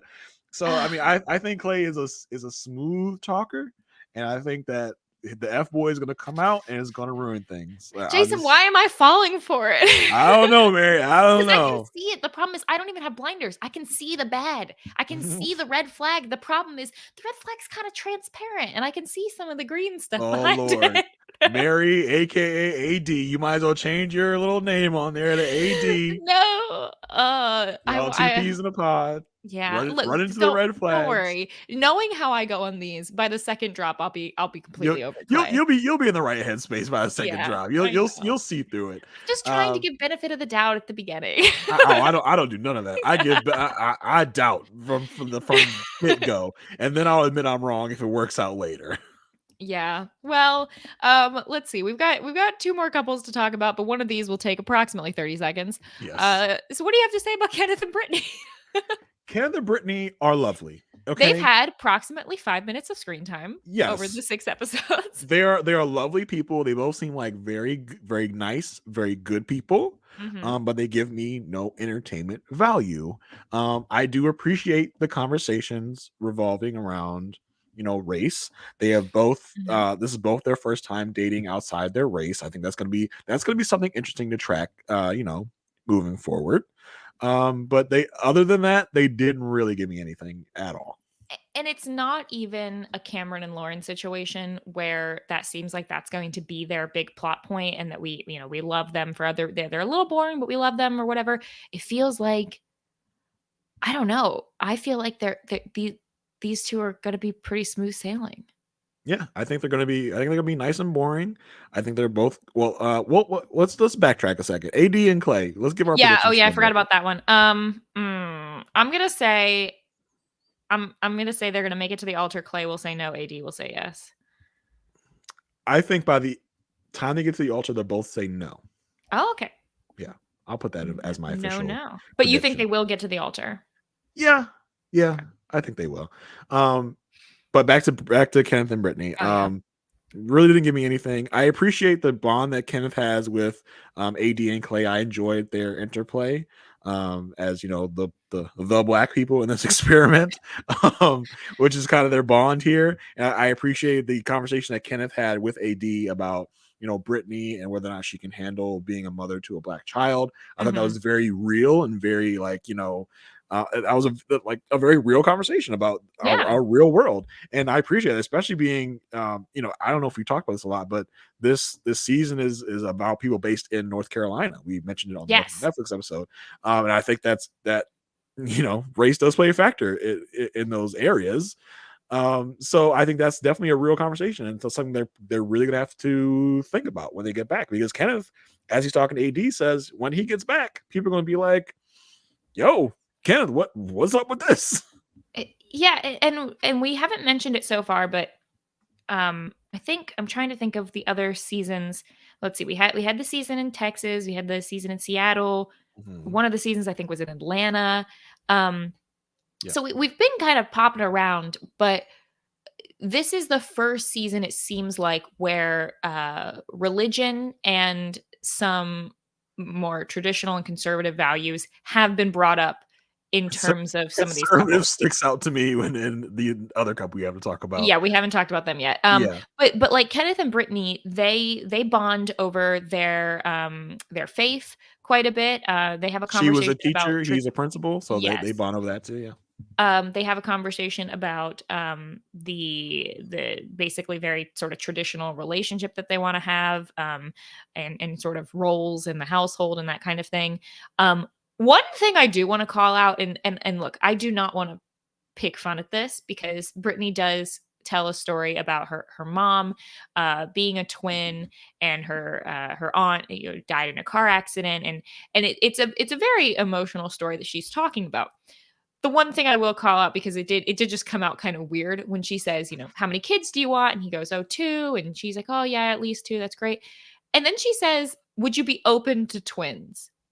As As if you, like, get to have a as if you choice could in pick that that, yeah. decision. And, like, she goes on again, she tells the story about her mom, but the way, and I feel like this must have been, like, cut weird or something, because it seems like what she's saying is basically like, "I need to have twins. Yes, I'm going to have twins." And it's like, "Well, hold on. You don't, at least right now with technology, pretty sure you don't get to decide that." So, that was the only thing that I was like, "What is this conversation about?" But I just need to bring it up because I know somebody's gonna tweet at me, but like about that twin We combo. must It was a have little weird. twins. I will not Yeah. accept anything other It's than like, twins. are you open to twins? What? What do you mean am I open to So twins? if we have twins, are you gonna force me to give one up for adoption? Like, Yeah, like what is this question? Like, are you gonna love our twins if we have twins? Like, I don't know. Anyway, that was anyway. It was a weird seg. I think she wanted to get into the conversation about her mom and didn't know how to segue there, and just came Mm, out weird. But anyway, so yeah, I mean, he proposes. They have the reveal. I have almost nothing about them on the getaway except for the conversation we already talked about, where they're the ones who have the bedtime recap, where they're like, yeah. let's lay down and talk about how are we feeling, any issues. Here's what I liked, because I know we kind of joked about it earlier. Yes, it's probably not a thing that you'd be able to upkeep your whole life, but I love the idea that for this experiment, let's do this up until the altar so that we can really address any issues that come up. Let's talk about it. Let's be open with our communication. And so far, at least, it's basically like, oh, everything's great. So yeah, I say after 2 weeks, I'm gonna be like, you know what? I'm just tired. I don't know if I can talk I'm just today. gonna go to bed. I'm gonna go to bed. It's a nice thought. It really is. It's just, Yeah, as someone who's been married for, over 10 years, it's like, you're probably not gonna stick you're probably gonna stick, not gonna stick true to that for very long, more than yeah. likely. So a nice plan to have. Yeah, I mean, it also kind of assumes that you're like going to bed and falling asleep at the exact same time. Like, Right. I Which don't know. it almost never happens, to be honest. Like, Yeah. yeah. So, But I like them. They seem like nice people. yeah. I Are we also getting checks across the board for them? Yeah, 2 yeses. Yeah. I just don't think they're gonna give me much drama or entertainment No. value, and that's what I come here for. It's the drama and entertainment value. See, I I like like to have at least one or two steady couples because I just want the stats up of like how many successful wins we have. me and Asia talk about this on the Married at First Sight pod, where it's like what our percentages are. I'm 80% drama. She's Uh-huh. 20% love. Like, no, I'm 80% drama. She's 20%. No, sorry, I'm 80% drama, 20% love. That's where my stats are. Uh-huh. She's more like 60-40 on the love side. I Yeah. want the drama and the mess. Like, I dig through these pod episodes and I'm just like, okay, yeah, you're saying all these nice stuff. Let me get to the nasty breakups and to the nasty, like the nastiness of it all. That's what I'm here for.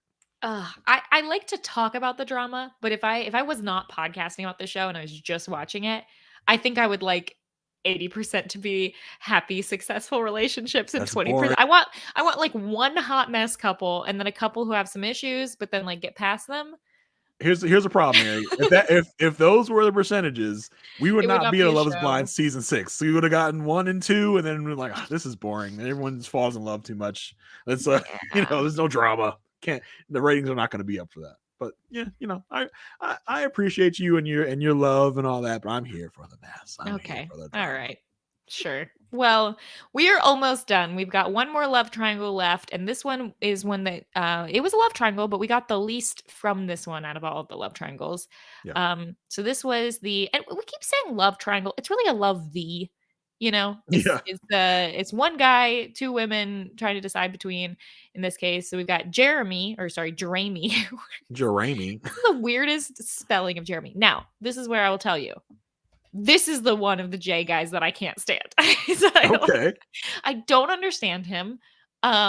He's too much for me. At first, I was like, "Oh, he's a little silly, a little goofy," in the way that like Johnny was with Amy. But now we're at the point where I'm like, "No, he's just immature." And then it's And like blowing raspberries on her neck. You're like, okay, I that's would be enough. over this. It's like I want a spice of this in my relationship. I don't want this 100% of the time. I Mhm. already feel like by the time they get to the getaway, I can see Laura's cogs turning, going, "Oh my gosh, is this what I have committed to?" Interesting. I didn't really get that from her. Oh, Most of the time I got that she was like playful with it, if not minorly annoyed. And up until the whole bean dip of it all. look, you're gonna have to talk me through that because I'm still confused. But anyway, Jeremy he's got two women, Sarah Ann. We don't get okay. So Sarah Ann is the as he's gonna refer to her, the wild card. And then Laura is the kind of more sure, secure option, I guess. I feel like this is a guy who was not actually realistically considering both options. He was realistically considering Laura and then was just having fun with Sarah Ann. That's what it seemed like.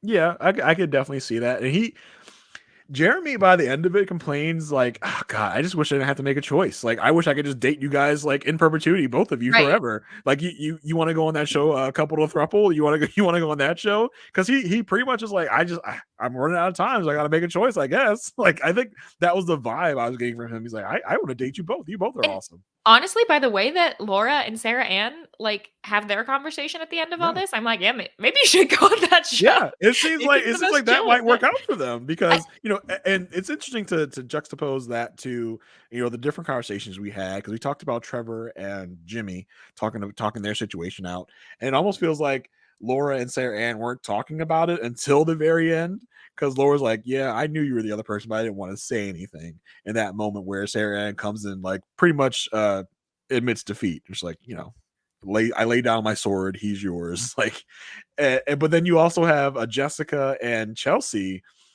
there was this one scene that stuck out to me where Chelsea comes back into the women's quarters and she's talking about the guys that she's dating, and then she mentions something about Jimmy, and Jessica is in the conversation, and as soon as the name Jimmy comes up, Jessica like books it to the kitchen. It's just like, and then spends the rest of the conversations looking with their arms crossed at the conversation that the rest of the women are having about Jimmy.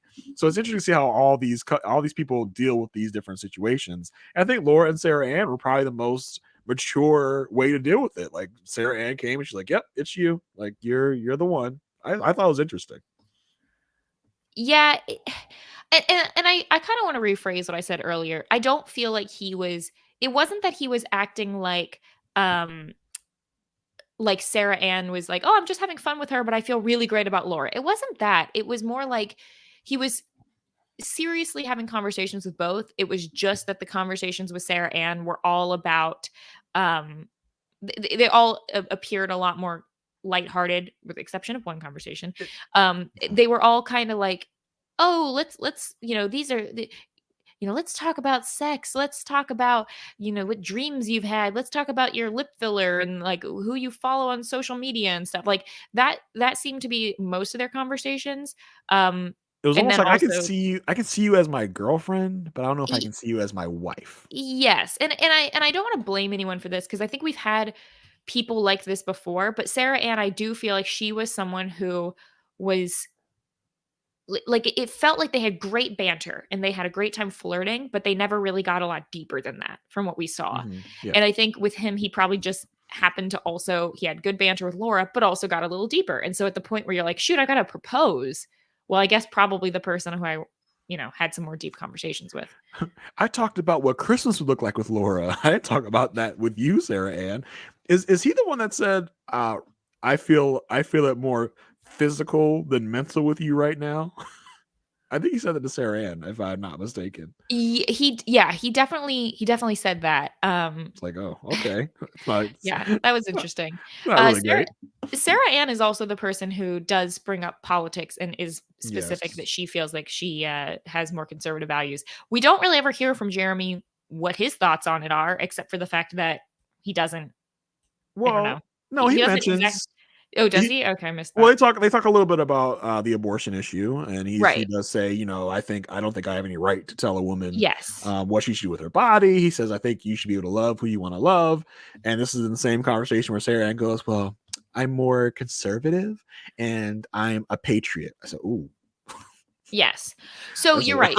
I guess what I'd say is he doesn't it doesn't seem like I don't think that was the deciding factor. Like we don't no, know no, what Laura's politics are, but it seems more like he uh this was not a deal breaker for him at the very no. least. Mm-mm. So, but they it does feel like more that she um That definitely was wanted him to know that about her as that well. was more observation I made of Sarah Ann to be Yeah. like, I'm more conservative. And then she pulls up the patriot where I'm like, okay, Yeah. Yeah, that one was kind of funny. interesting. Um But yeah, but we just don't get much substance from any of these people, any of these No. three.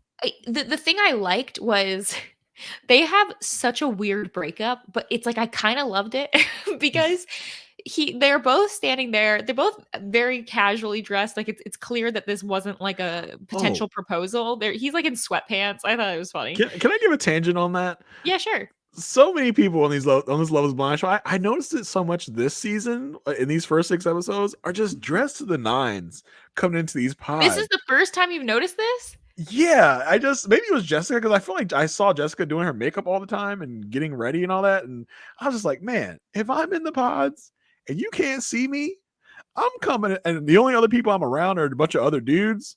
I'm coming in here in my lounge clothes. I'm coming in here in sweatpants every day. I'm not worried about my hair and my appearance. Like, this is great. You can't see me. You don't know how schlubby I'm looking. I'm not gonna, you know, get dressed to the nines for someone that can't see me. Like, dang, you do a lot of work for someone that can't see you. Yeah, I feel like um based on the way that I currently dress, being a person who also works from home, yeah, I am 100% wearing comfy clothes the Yeah, entire time I'm in there. I'm not wearing And heels. like, I really appreciated that this time we actually got at least one person, I know AD, but there might have been another one, who during the proposal is in, like, jeans and a t-shirt, and I'm like, "Yes, thank you." I mean, don't Well, get me wrong, they looked nice, but they weren't, like, wearing a cocktail dress during a proposal, not the reveal, the part where you can't see each other. yeah, with the proposals, it feels like typically they have a heads up. Like usually Yes. they'll come in dressed to the nines and all that. I feel like Clay almost broke the rules and did it before he was supposed to because this seemed like a very casual date. That this wasn't the moment that he was supposed to be doing this. It felt like it was almost a surprise to both of them. Felt almost spontaneous in a way. Yeah.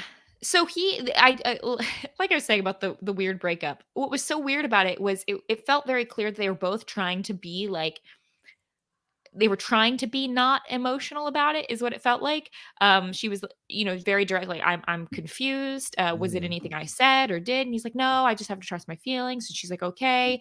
And then, he says that he would never do this experience again. She says she would. Like, but they're saying it, it's like they're disagreeing, but there's no malice, there's no anger, there's no strong emotion behind it. And I think I'm not saying that there isn't deep down, but the way that they're presenting it, either because they're on TV or because they're trying to seem composed in this moment.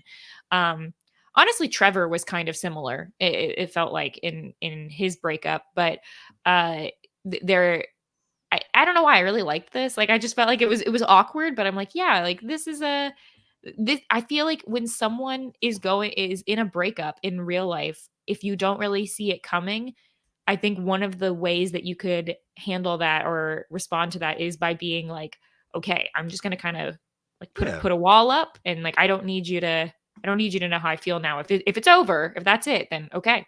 It's like Sounds like no we're big done." deal. Yeah, have a nice life. Yeah. Everything's cool, but deep and down inside, you're like, why couldn't Yeah. it be And me? it clearly it wasn't like it didn't seem like she was like, "Oh, well, yeah, that's fine, cool, whatever." It seemed more like she's like, "Okay, I'm hurt, but I don't want him to see that, or um I don't want to express that on this TV show." But then yeah, she goes into the room, she's upset, and she tells Laura, she's like, "Okay, it's you. It's you. Enjoy it." And they both they're both very nice about it. So I thought that was, I don't know, it was refreshing. Again, I don't like mean girls. Yeah. I don't think we didn't get a Micah arena type of thing No. this year, Not thankfully. really. The So closest was the guys disliking Matt. That was about the closest, or Matthew, yeah, whatever. yeah, but Um, that was kind of just guy stuff. That wasn't anything yeah. big. So So that was and fun. Yeah. and then on the other hand, Laura, who again, I really don't have that much about the Nope. two of them. Mm-mm. Like uh, one of her best conversations were not with Jeremy. It was when she told Jessica to leave. And then Yeah. also the conversation she's having with they do a little bit of the like, let's sprinkle in a little slice of life of the women in the women's quarters or whatever. And she's telling the other girls about some of her tactics for how she's Oh like yeah. dated guys. And she's like, yeah, I'll just be on the street and I'll drop something and they'll pick it up and then I'll ask them if they're single.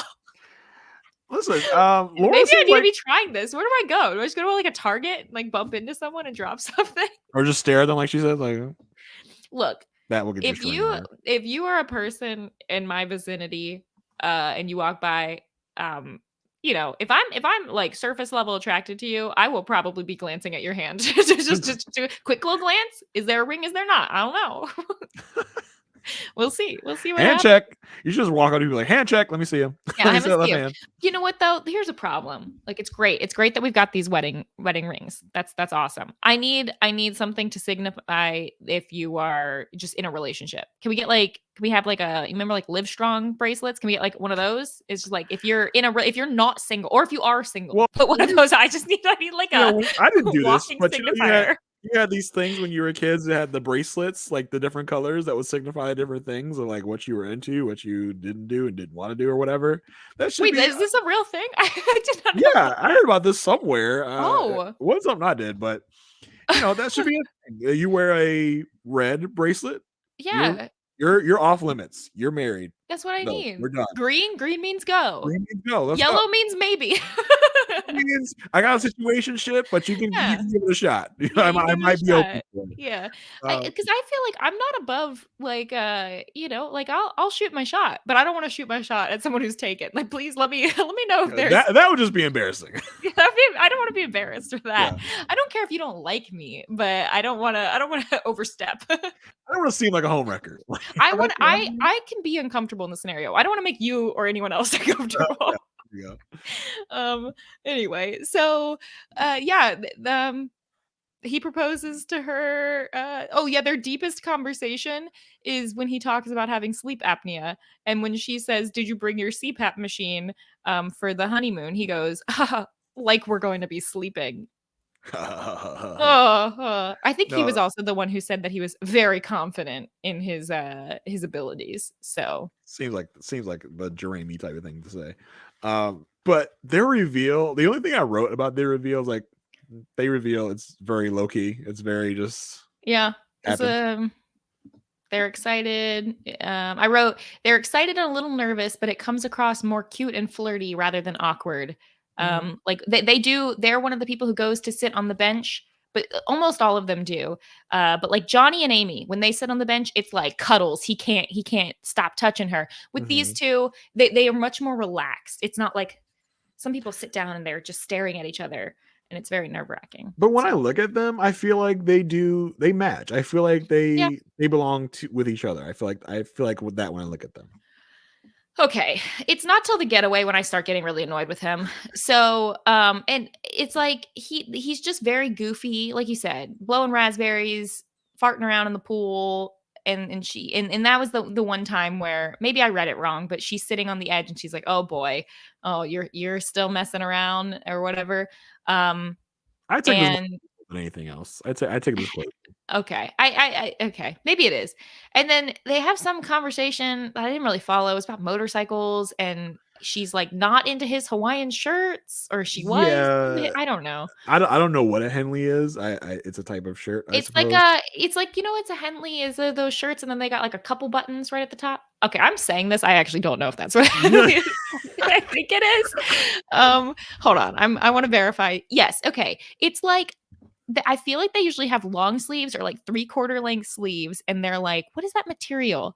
It's not like a cotton t-shirt. I feel like they've got like that sort of like almost like waffle pattern, and then they've got like a couple buttons. To me, Henleys look like an old fashioned like Little House on the Prairie like undershirt like that you would wear to like sleep in. You got it under your work Almost your like a thermal or something like that. yeah, that's what it looks like. To me, it looks like a thermal. Maybe it's not thermal material, and I'm just thinking of that Yeah, I don't know. thermal shirt, but they got the same design. Like the buttons and stuff remind me of that. Yeah, But maybe they are just more cotton shirts. I actually have no idea. I'm speaking out of my butt here. I don't really know what a Henley is. with him. I don't know why she doesn't like it. It's just a And shirt. I think she does like it. I think she likes the Henley, but she I thought doesn't like. I thought you said he couldn't have You know, motorcycle Henleys anymore. I don't know. I wasn't following. Oh, So again, this is where I think I got annoyed because I just got confused. I could not follow. They were both kind of like laughing when they were talking, and so I couldn't tell what was real and what wasn't. yeah, we just kind of get this dropped of he can't have a motorcycle anymore Yeah, I except don't for know. his dad's motorcycle, which he's not gonna ride. I was like, okay, they just kind of dropped that on us. We didn't get to see a conversation where she's like, and no more motorcycles, Mister. But then No, she does because we talk. didn't see any of them in the pods. We have no clue what's going on with them. She does talk about the fact that he's gonna help her dad restore his car, something like that. And he does a thing I'm sure that you were annoyed at. He's like, you know what a stud finder is, and he's like, me. I'm sure you were cringing at that. It doesn't even make sense. That joke, it was not even. You hate Also, Jeramey. yeah. I also just I get mad when people talk about stud finders because I feel like I just keep buying stud finders and they never work. They'll beep randomly. You'll beep. You'll go back and forth. It'll beep. Stud there. You nail a hole. Nope. No stud. Why are you lying to me? Stupid What stud did you finders. detect if not a stud Yeah. finder? I got so tired of my stud finder when I was trying to handle something or hang something up that I just boom, I banged into the wall in inches apart until I found it and then I filled the holes in It's because I just got holes so in your annoyed. wall. Like just tons of So many holes around your holes. house. I'm done with this. I'm done with this stupid thing. Um, I'll find it myself. yeah, it's like fine. So, okay, I don't understand what happened during the bean dick conversation. It went straight over my head. I didn't want to rewatch it because I didn't know what was happening. I don't know who was mad at who. I don't know who got insulted. I don't know what bean dip is. I don't even know if I should be saying that. Is this insulting? I don't know. So this is the first I had ever heard of bean dip as well, Okay, which I think is you boop someone's boob, which is what I'm assuming this is. So we that is get not the what I was gonna guess. well, that's what they said, isn't it? I don't know because it kind of went over my head and I didn't What want to did you think they rewind. were saying? You know what? Something a lot worse than that. So Oh no, was it another part of the anatomy? maybe. Okay, I think I know what you're getting. Yeah, And wasn't that? whatever It I was was. thinking was a lot It cruder. was. So. It was when you basically like hit someone's boob. Is Oh, what they were saying. And so the way this comes about, they're all joking around, everyone's at the meetup, and Jeramey is like, yeah, Laura told me about bean dip, and she said you would know, AD, what that meant. And AD's like, okay, weird. And then Jeramey, tells her, and she told me to do it to you when I met you. Bizarre. Which apparently is factual, that Laura actually told him to do that. Obviously joking, which is what he says. Yes, it was a joke, but that's a man and wife joke. That's a husband and wife joke. Like that doesn't leave yeah. the couple. So That's where he messed up. I think where I was confused was I couldn't tell who was mad. Were people mad that Laura had said it in the first place, or were people mad that he then announced it out loud? So I'm also not sure who's mad or if anyone actually is mad, because AD and Clay go back and forth and say, oh yeah, don't worry about it, I'll smooth it over with her/him, because AD is like, well, AD and Laura go off and have a separate conversation about it, and Laura's like, yeah, it was just a joke. And AD says, well, I don't think Clay took it as a joke. I think, it's a big deal to him. Meanwhile, Clay is over there with Jeramey, and Jeramey's like, yeah, I think AD got offended. And Clay's like, oh, don't worry about it, I'll smooth it over with her. So So I'm maybe not sure who's mad. I think I they both don't. think each Yeah. other is mad, but no one's really mad. And then Jeramey gets pissy about it later. It's a big mess. Okay. I also want to call out just so we don't get comments. I did look up bean dip on Urban Dictionary, and I will tell you that it's sort of what you were saying, but it's the opposite. It's the lifting of a lifting like you would scoop bean dip with a chip of a boob. Now, I will also say, if you do scroll down far enough, you do find the definition of The what one my you were thinking. instinct was, what I thought it was. So while I don't know that any of these are common terms, I'm not the only one. Okay, yeah, listen. There. Let's say I'm not gonna say anything about what you thought, but No, we don't need to talk about this hey, we don't any need to talk about it. We don't need further. to talk You about it. know what? You It's the all end of the knew podcast. you all know what we're talking about. You all know what we're talking about. So it's okay. But Yeah, and that was a whole mess. Like that was just a whole thing of everyone misunderstanding everybody. Everyone has been drinking. So I think that's definitely had some play into it. And by the end and of this, Jeramey's like, oh, I want to go home. And she's like, home or hotel home? He's like, home. Jeramey's just ready to go to bed. He's it's time for him to go down. and this is maybe why I got so annoyed with him by the end was I was just like, I don't know what's happening anymore. Like y'all are Mhm. being drunk and messy and I'm confused. And when I get confused, I retreat. So uh I think in more dramatic seasons of Love Is Blind, we would not have gotten the bean dip. I think that would have just been on the cutting room floor.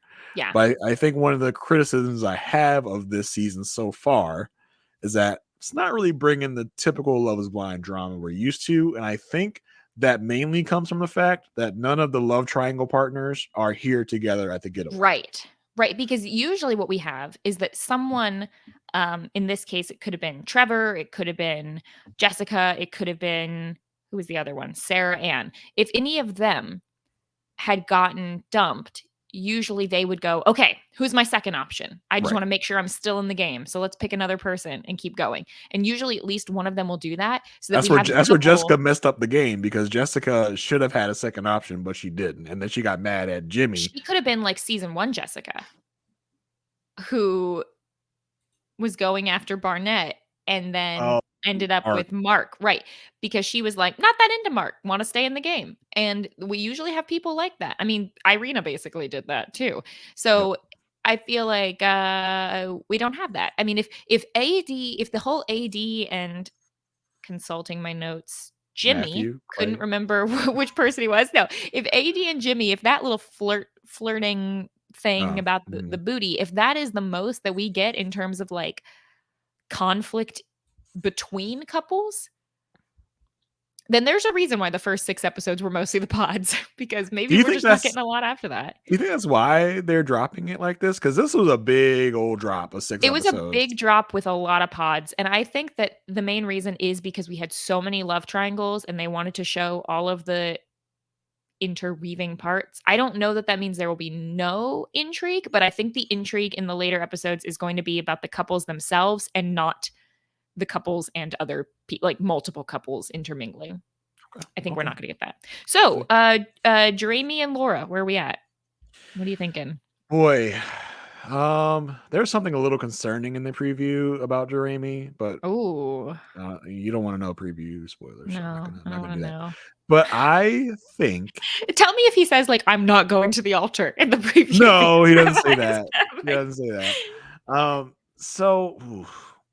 Honestly, I wanna say this is gonna be a boring couple that they're gonna just skate to the altar and both say yes, oh, and wow. I think that'll be my prediction. They both say Okay, yes. so you just so you know, you've predicted 3 double yeses, So which is a It lot. was Kenneth and Brittany, these 2 it was the boring couples, right? Yeah, Kenneth and Brittany and Johnny and Amy and them. Yeah. You know what? I think it's tough. Either they're gonna say yes, and then by the time we get a recap post show thing, they're gonna be broken up, or I'm gonna mix it up for once. I don't know why. I haven't watched the preview, so I don't know what's gonna happen. I'm gonna say that Jeremy is gonna say yes, and Laura is gonna say no out of nowhere. I don't know. I don't know Oh. why, but I Oh, feel well, I like know why. It's your hate for Jeramey. That's it's. I think that's where that that's coming I from. think she's gonna get fed up with his childish behavior. Because you are. 'Cause I am at this point. So, we'll see. Yeah. Okay, I'm Wow. down. Now, Well, this is a great long talk that we had. I don't know yeah. that they will all be this long unless we start getting some drama because Well, listen, we've we're getting our whittled down our episode couples. we're getting our Yeah, episode count chopped in half for the that's next drop. true. It's only 3 episodes, so, Yeah. we had a But lot to talk about in this one, so we're over 2 hours now. But, yeah, I had listen, this was a fun chat. I enjoyed this was talking about fun. it. It really makes the show a lot more enjoyable when we have these type of conversations about it. I agree. I agree. Well, yeah, it's not looking good for Asia to come back to this. You're doing such a great job, Jason. Oh my gosh, I'm flattered. That's Asia okay. You know has what? Maybe the next season it'll be couples to thruples. yeah, there Maybe you we'll go go. to 3. Asia has been updating me as she's been watching the show.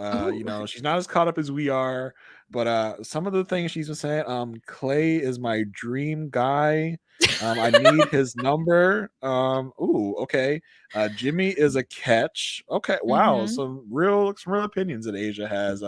Too bad she's not going to be on the show to defend her opinion or say that I was lying or not. No, no, Sorry, these are Asia. the if it's on the podcast, it must be true. It must be true. I guess this is what happens when you go out of country to build your another mansion.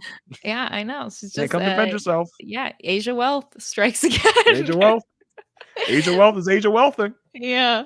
So, well, thank you everyone for joining us. I hope you're enjoying the season, or at the very least, I hope you're having fun watching and listening to it, whether or not Mhm. you're enjoying the content. Yeah, you can make sure you check out robiswebsite.com/first sight feed again to check out the direct feed. Otherwise, the reality TV wrap ups feed has everything in it. And yeah, check out the YouTube channel if you want to watch the video version and chat with the people over there. You can find me at on Twitter and everywhere else at Frail Mary to see what else I've been talking about, which for the time being is mostly going to be Love is Blind, but you never know what other kind of things might be happening over there. So feel free to check that out. Jason, what do you have going on? As far as Twitter, you can find me on there at JAYR1085. Podcasting, I've got this lovely podcast, Love is Blind, and as mentioned, I also talk about the show Married at First Sight with our friend Asia Wealth over on our podcast, A Perfect Match. So come and check that out. If you like Love is Blind, you'll also like Married at First Sight. They're like cousins. I've heard that you don't even need to watch the show and that you You could just definitely listen to the don't. You podcast. definitely don't. Many people do not even watch the show, but just listen to the podcast and they find it thoroughly enjoyable, I assure you. So yeah, come check me out there with Asia. Other than that, that's it for me. But just check me out on Twitter. I talk about stuff here and there. But yeah, that's it. Awesome. All right. Well, until next time.